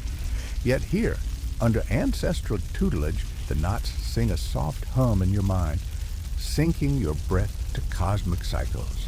You probably won't become an astronomer tonight, but this embodied lesson tethers you to heaven's time forgot. The guide gestures to a small secondary branch woven from mixed fibers, linen, alpaca, and cotton. You lean in and detect a faint herbal scent, maca root, and wild mint infused during creation. Some fringe scholars argue Quipu were intentionally scented to trigger olfactory memory pathways, enhancing recall of encoded narratives. Historians still argue whether scent formulas formed part of Quipu-making canon or remained individual artistry, but when that herbal aroma swirls around you, the hut fills with layered meaning no ink could capture. Your chest tightens as you reach for a black cord tied with clusters of heavy knots. The guide's voice lowers, and you feel a tremor of ancestral grief memories of those lost to forced labor on colonial haciendas. Voices silenced yet woven into mourning knots. This raw emotional data served as communal catharsis, a way to honor the dead when words faltered. It's a mainstream fact that Andean cultures practice elaborate funerary rites. But these grief-laden chords bring you face to face with sorrow that transcends captions or museum labels. You pause, laying your palms across the mat of chords, and the guide places a small hand over yours. A warmth radiates through your skin, knitting your consciousness with countless Quipucamayaks who came before.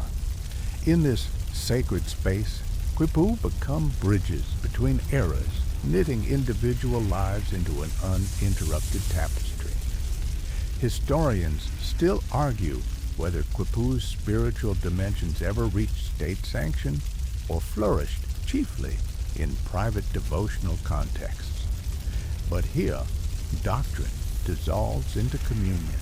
As the hut's fire dims, your guide recites one final knot spell, and the chords pulse their colors, softly glowing in the dark.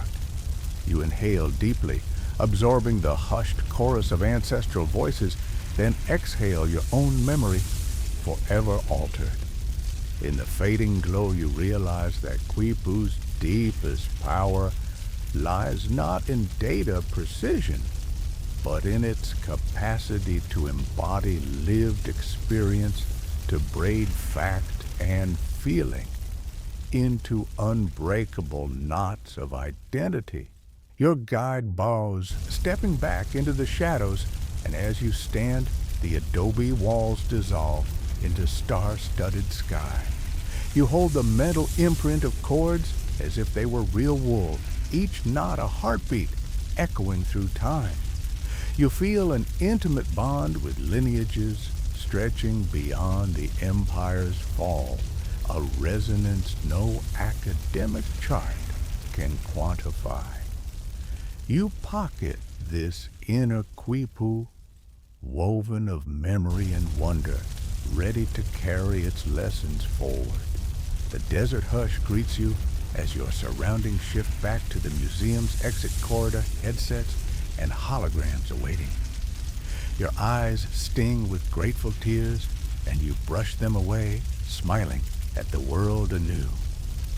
Ahead, Section 14 will trace how Quipu's legacy echoes in modern Andean art, weaving ancient techniques into vibrant tapestries, textiles, and performances.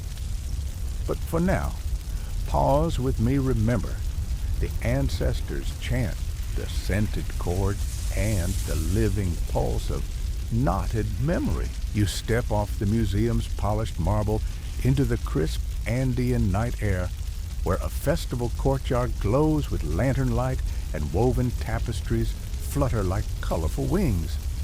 Around you, modern Andean artists, clad in vibrant indigo ponchos and rust-colored chulos, work at wooden looms and easels, weaving threads and strokes that trace Quipu's echo in contemporary form. You probably won't find Quipu knots dangling from billboards in Times Square, but tonight you'll witness how Andean creators fuse ancestral knotwork into vibrant tapestries, textiles, and performances that pulsate with living memory. So let the hum of shuttle looms and clack of paintbrushes cradle your senses and prepare to traverse Quipu's journey from mud brick chambers to neon-lit plazas. Ahead, a row of looms stands beneath a canopy gazebo, each treadle pumped by a weaver's steady footwork. You approach a woman in a saffron-dyed huipil, whose warped threads alternate indigo, teal, and amber, an inverted nod to the ritual colors you saw in Section 13's Quipucamayak hut. Her nimble fingers guide a shuttle through weft threads forming loops that rise and fall like Quipu knots. A mainstream historical fact surfaces UNESCO-recognized Andean textile traditions, including Quipu-inspired weaving as intangible cultural heritage in 2014, affirming their living significance. You run your hand over the emerging textile, its surface alive with raised knot patterns that evoke ancestral memory without a single loose strand. The woman smiles, inhaling through her nose, and murmurs, "Each knot here remembers a harvest, a ceremony, a promise." You nod, feeling each raised loop hum in your fingertips like a heartbeat, echoing through centuries.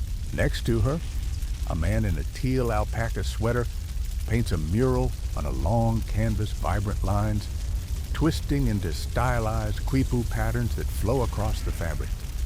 He works under a string of lanterns that cast warm amber halos, matching the honey wine glow of yesterday's amphorae in Section 11. His brush strokes swirl clusters of dots and lines mimicking knot positions that once conveyed census data. Here they form images of Andean condors and mountain shadows. A quirky tidbit drifts through your mind.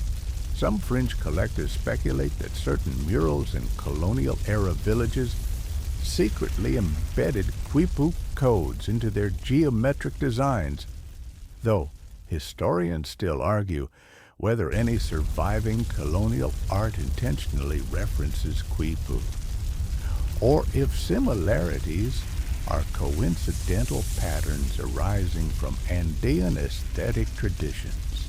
You watch as the painter dips his brush into magenta pigment made from cochineal insects, recalling Section 3's red-dyed cords, and draws a final loop that blossoms into a condor's outstretched wing. You inhale the aroma of paint mingled with resin, a sensory kaleidoscope reminiscent of scented chords in Section 13. Nearby, a group of dancers wearing ramrod-patterned skirts twirl to the beat of panpipes and bombo drums. Their costumes are woven with small, knotted fringes at the hem, each knot dyed russet or saffron to symbolize harvest or gratitude. The dancers step in intricate patterns, each footfall revealing glimpses of quipu knotwork that drapes around their waists like living archives. A mainstream historical fact surfaces modern Andean performance troupes often incorporate quipu symbolism and choreography to educate youth about ancestral knowledge, bridging the past and present through movement.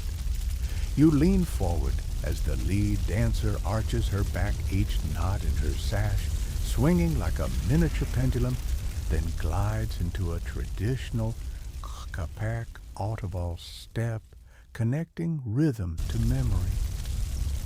You feel the earth's pulse beneath your boots, each drum beat syncing with knot patterns in your mind. A small wooden stall displays quipu-inspired jewelry bracelets of braided wool and cotton, each loop representing virtues like courage, hope, and remembrance. A lanky teenager behind the table flips through a leather-bound notebook, its cover embossed with knot diagrams. He tells you how people tie tiny memory knots for personal milestones, graduations, births, first jobs, storing them in wearable bracelets. A fringe insight surfaces some Andean artisans claim certain knots hold protective power, warding off bad luck during travels, a belief historians still debate, wondering if such charms derive from pre-Columbian spiritual practice or modern reinventions of identity.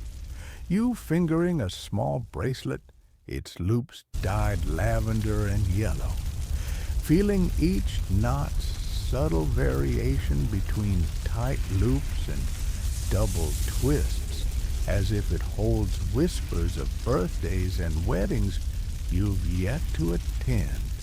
Beyond the jewelry stall, a rectangular stage hosts a spoken word performance. A young poet stands before a backdrop of digital quipu graphics, reciting lines that blend Quechua phrases with Spanish and English. She speaks of memory as threads woven through ancestors of colonial ruptures and modern resilience.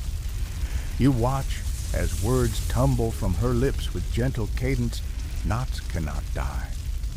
They hold the winter's breath, the sun's tongue, the condor's flight. A scholar's debate flickers. Historians still argue whether quipu-based narratives survive primarily in oral traditions or if written codices ever incorporated their logic. But her performance makes the scholarly divide feel moot. Here, history pulses from throat to ear, unspooling in living cadence. You follow the poet's gaze to a sidewalk where a mural depicts an eagle-like condor perched atop a towering, not-towered hill, carved in subtle relief, yet painted in bold colors. Visitors touch the mural's raised surfaces, invoking what you saw in Section 10's tactile displays, and feel each carved loop undulating beneath their fingertips. The mural's plaque explains the condor as a messenger between earth and sky, carrying Quipu's memory across realms. A mainstream fact drifts in Andean cosmology held the condor as the upper world messenger, linking human and divine planes, a motif often woven into textiles and ceramics. You brush the mural's smooth reds rising to gentle ridges, each knot carved to evoke an ancestral heartbeat thrumming beneath paint. Turning toward a small cafe wagon, you inhale the aroma of roasted coca leaves and toasted quinoa. A young barista wearing a teal apron embroidered with mini cuckoo motifs prepares mead-infused hot cocoa, a modern invention blending rich cacao-steamed milk and a splash of leftover honey wine must from the museum's fermentation lab. You raise an eyebrow, recalling Section 12's VR mead lab experiments. But here, the barista's concoction feels tactile, steaming curls of vapor rising in cocoa's sharp warmth and honey's residual sweetness. You take a cautious sip, cocoa's bitterness balanced by honey's floral notes, feeling each flavor anchor you to Andean landscapes where altitudes bite and warmth from hearth or horn saves your spirit. Nearby, an art collective hosts a knitting circle where elders and youth work side by side knitting scarves and hats that incorporate small loops reminiscent of quipu knots. A woman in a saffron shawl knits a vibrant brim-ended hat, pausing to adjust a loop that reads Quechua resilience in her knitted script. You recognize her as a distant cousin to Helena the Quipucamayoc in Section 10, a living link weaving memory into contemporary craft. She threads dyed alpaca yarn, indigo, and amber through her needles, humming a refrain that seems as old as wind-swept hills. A dialogue emerges. Our grandchildren will wrap themselves in these threads, feeling ancestors' strength in each loop, someone says. You nod, recalling Section 1's nighttime opening, where bracelets and hashtags echoed modern memory. Here, knit stitches anchor memory in warmth, as practical as it is poetic. As you wander deeper, a large tapestry hangs its canvas more than 10 feet high, depicting a stylized condor flying over cloud-clad terraces, quipu knots woven into fields and llamas below. A guiding text explains how the artist layered ancient quipu knot patterns with Android barcodes, modern machine-readable symbols that blend past's tactile code with present's digital lexicon. A quirky tidbit surfaces. The artist claims those QR-coded knots when scanned playback ancestral stories recorded by elders, though historians still argue whether blending ancient quipu with digital tags aids or obscures genuine tradition. You watch as a child scans a small loop embedded in the textile and hears a voiceover of an elder recounting Inti Raymi offerings. You close your eyes, letting ancestral cadence like gentle bells resonate through tapestry and ear. The courtyard edges toward a stage set for a dance performance. Dancers in russet and teal costumes swirl ribbons braided into loops that echo quipu chords. Their choreography syncs with electronic Andean fusion, beats a modern twist, merging panpipes with synthesizers.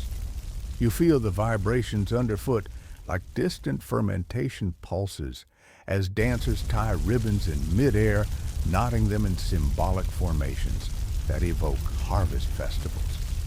A mainstream fact, Flutter's contemporary Andean dance troupes often integrate ancient motifs into avant-garde performances to connect youth with ancestral identities. You sway in place, entranced as ribbons unfurl across the stage, weaving knots of memory into motion. A researcher approaches carrying a tablet displaying AI-generated quipu simulations virtual knots that shift to reveal hidden color codes under polarized light.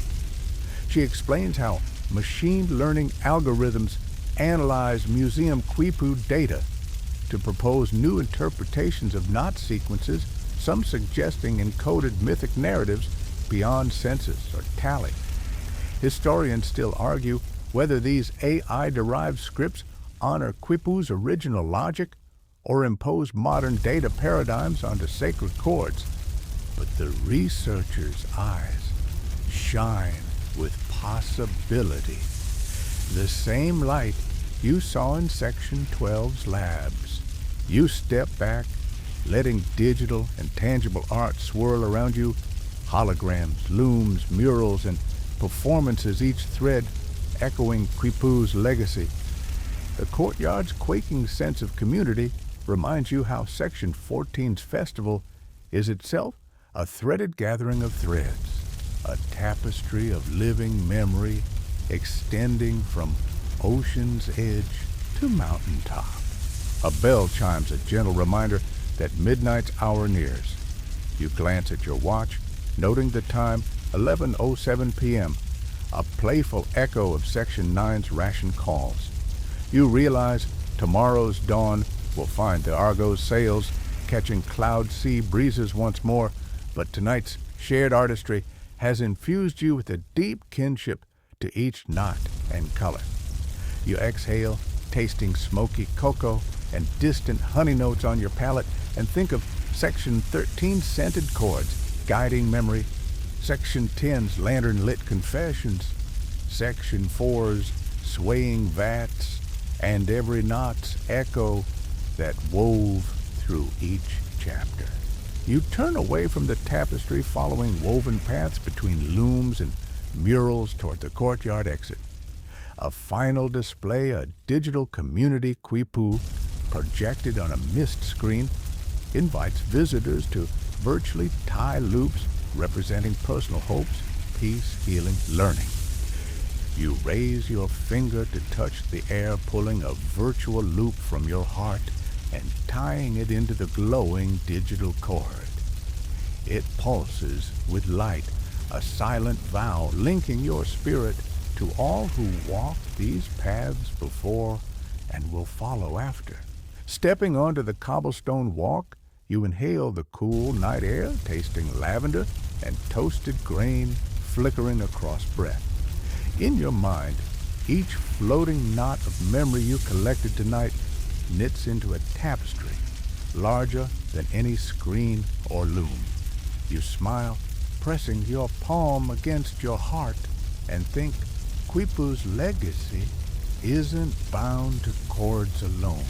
It lives in every thread we weave, every canvas we paint, every step we dance under moonlit skies. As you walk away, the festival's lantern light dims behind you, threads of laughter and song trailing into darkness. Ahead lies Section 15, where you'll trace Quipu's final echoes in cultural resilience, wandering from candlelit altars to quiet mountain paths that lead to rest.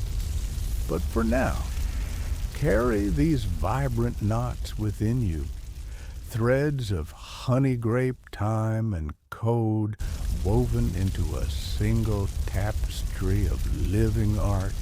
You step onto the deserted plaza as twilight's last glow drifts behind Cusco's red tile rooftops. Ancient stones cool beneath your boots. Lanterns perched on carved pillars flicker with gentle warmth, casting long wavering shadows across colorful tapestry still fluttering from last night's festival. You probably won't stumble upon candlelit altars dedicated to Quipu.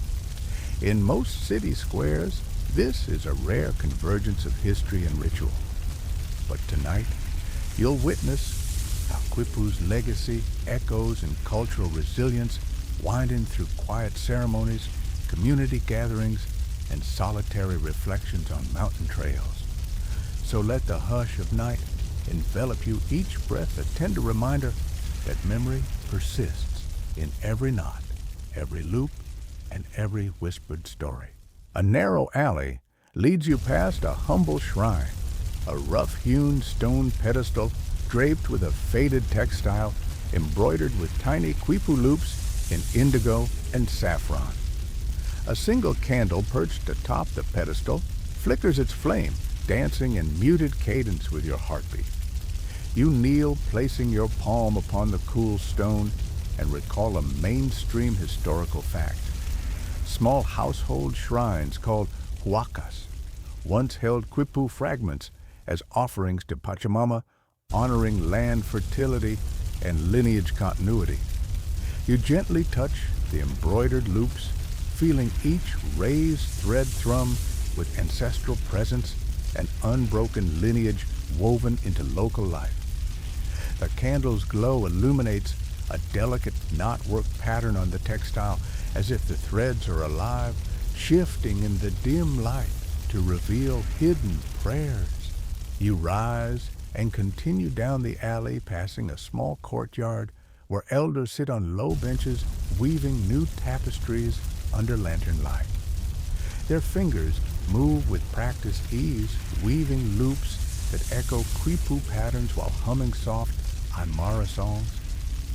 You overhear a grandmother murmur, "Knot by knot, we preserve what colonizers tried to erase."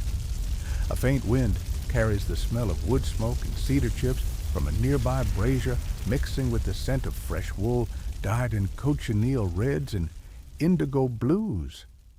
A quirky tidbit flits through your mind.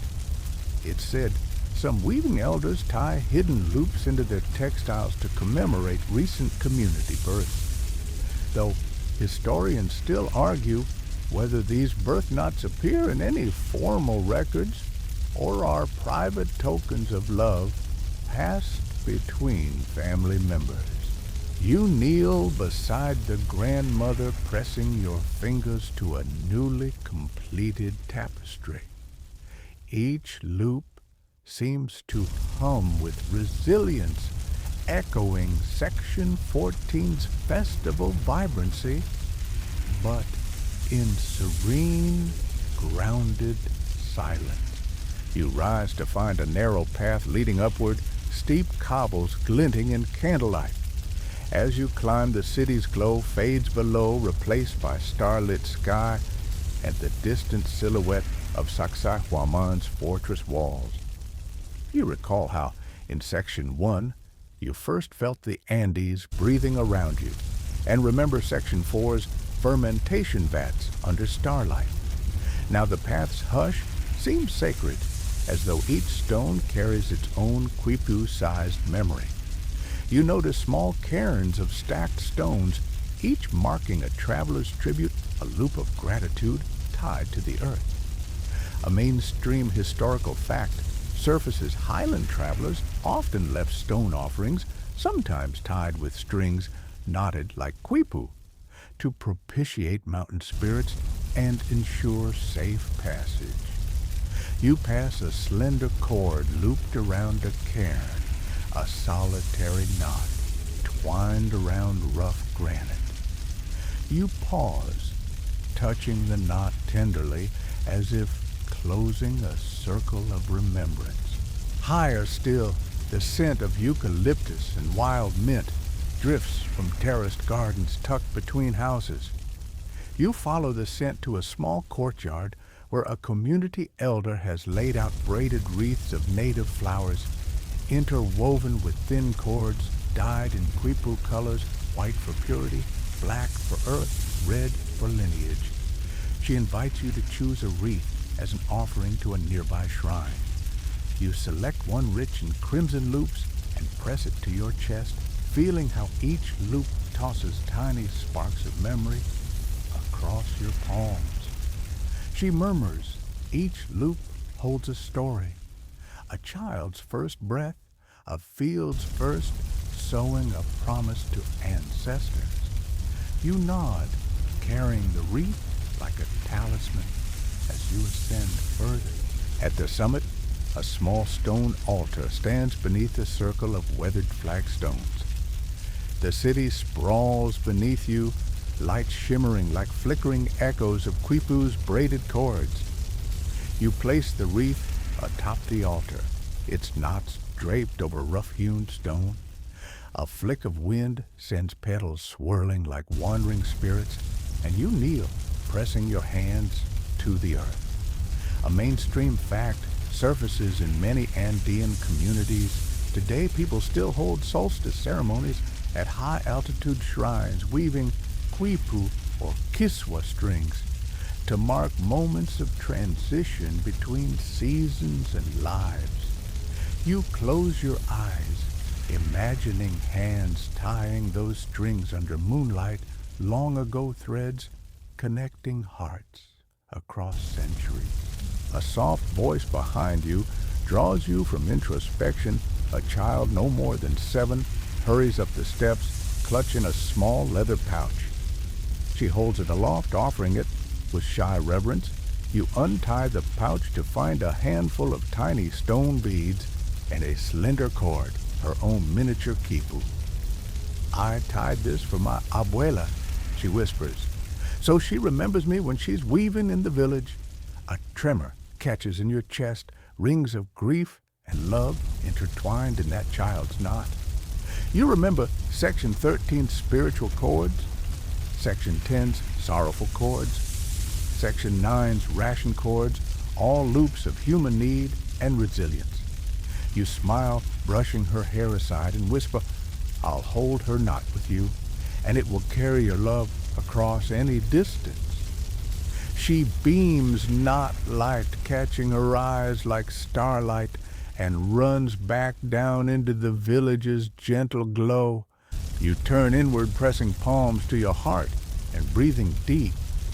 The winds whisper through pines, carrying echoes of Pedro's panpipes and Hylas's midnight chants. A fringe notion drifts through some mystics' claim that if you tie a quipu knot under a silent moon, then leave it for cloud sea winds, those winds will carry your spoken hopes to the condor spirits. Historians still debate whether any Andean codices mention such practices or if they are contemporary romantic interpretations of native faith. You smile, letting the romantic fringe settle like dew on your senses, wonderful to imagine, impossible to verify. You rise and begin your descent, lantern in hand, each step steady as the flicker of flame guides you. You trace cobblestones where elders have carved tiny knot motifs. Section 14's mural makers embedded similar designs in city walls, and these ancient carvings echo that impulse to etch memory into stone. You step carefully, aware that each foothold is a loop in a human tapestry. Farmers returning from highland fields, artists weaving in open courtyards, children tying small cords to altars. Each nod is a prayer. Each step is a promise to carry those prayers forward. As you near the plaza center again, you hear distant laughter and murmured conversation drifting from a community hall. Through open doors, you glimpse tables laden with hampers of toasted corn, steaming quinoa stews, and flasks of honey wine. A banner overhead reads, Nyalpak Quipu, weaving the future. You step inside where villagers and travelers mingle, forging new chords of friendship over shared cups. You're handed a horn cup brimming with a local blend, a heady mix of honey from nearby hills and dried lavender petals from home gardens. You sip slowly, letting sweetness and herb punctuate each breath. You taste lavender's soft spice, time's stern whisper, barley's mellow comfort, and honey's golden promise. Each sip hums with memory past fermentations, starlit rituals, festival dances, and solitary altar prayers, binding them into a single thread that carries you through this final chapter of your journey. A mainstream historical fact drift in many Andean communities now hold biannual weaving festivals where Quipu-inspired art dance and culinary traditions converge to solidify cultural continuity across generations. You watch elders, children, and travelers share mead and maize cakes, a communion of flavors that mirrors Quipu's communal loops and data points. A low voice bids a toast to memory's loops, unbroken and alive. Horn cups clink against copper rims, a sound that echoes across plaza walls, rising like a hymn. You raise your cup, letting honey wine's warmth spread through every fiber, a final knot tying together Section 1's clifftop confessions, Section 7's storm time blessings, Section 10's truth ceremonies, and Section 13's spirit-guided odyssey. Each section echoes in this communal circle, knotted anew by laughter, tears, and shared sips. You finish your cup and set it down, gently, letting its lighted rim kiss the wooden table. A hush settles over the hall, punctuated by distant panpipe notes, echoing through side doors, an invitation to dance, to weave new stories with old thread. You sense the arc of Quipu's legacy chords of data, now revived in art, dance, prayer, and memory, each knot a living link between past and present, each loop a promise to future generations. You step outside into the night's hushed lantern flame, flickering against starlit vault. You inhale deeply, letting the cool air fill your lungs and steady your spirit. The plaza's stones glow faintly beneath lantern light, each carved motif of knot and loop shining like a constellation. You feel your steps guided by those motifs, ancient threads weaving through earth and sky. With a final gaze, you nod a silent prayer to Pachamama that Quipu's living threads remain unbroken, that each knot, be it clay, thread, or memory, continues to guide hearts and hands. You begin your walk home, each footstep soft on cobblestone, every breath carrying echoes of honey wine and candlelight. Your eyelids feel heavy, and the world outside slumbers under a sky sprinkled with stars. In these last moments before sleep, let your breathing soften, each inhale a whisper, each exhale a gentle release. The mountain's hush lingers in your ears, a comforting echo of Quipu's slow unraveling. Imagine a single cord stretching before you, its loops forming a pathway of light that guides you downward into peaceful rest. Feel the warmth of a distant fire on your skin, its glow dimming like a fading lantern. The aroma of coca tea drifts through your mind, soothing like a familiar lullaby. Each sense unwinds the creak of ancient wood, the rustle of llama fleece, the whisper of wind through high-altitude grasses. Allow these sensations to blend, forming a soft tapestry that tucks you in like a cherished memory. Your heartbeat slows to a steady hum, syncing with distant condor wings drifting across a midnight canvas. No urgency remains, just calm, gentle rhythm. You might recall the Quipucamayoc's guiding chant or the echo of knot snaps bouncing off canyon walls, but now those sounds dissolve into a harmonized murmur, lulling you deeper into comfortable stillness. As warmth falls across your shoulders like a soft wool blanket, acknowledge the day's journey from star-lit mountain shrines to humming laboratory lights, from digital Quipu revivals to vibrant Andean plazas. Let each memory fold into itself, smoothing rough edges, leaving only serene whispers in their wake. Your thoughts may drift perhaps to candlelit plazas or woven tapestry shimmering under neon, but allow each image to float away like a feather caught on mountain breeze. Your breath is the final knot tying today's story to tonight's dreams. With each exhale to release any lingering tension, shoulders, unclenched jaw softens, fingertips twitch and relax. Drift unburdened into a place where Quipu's gentle pulse resonates in the quiet of your mind.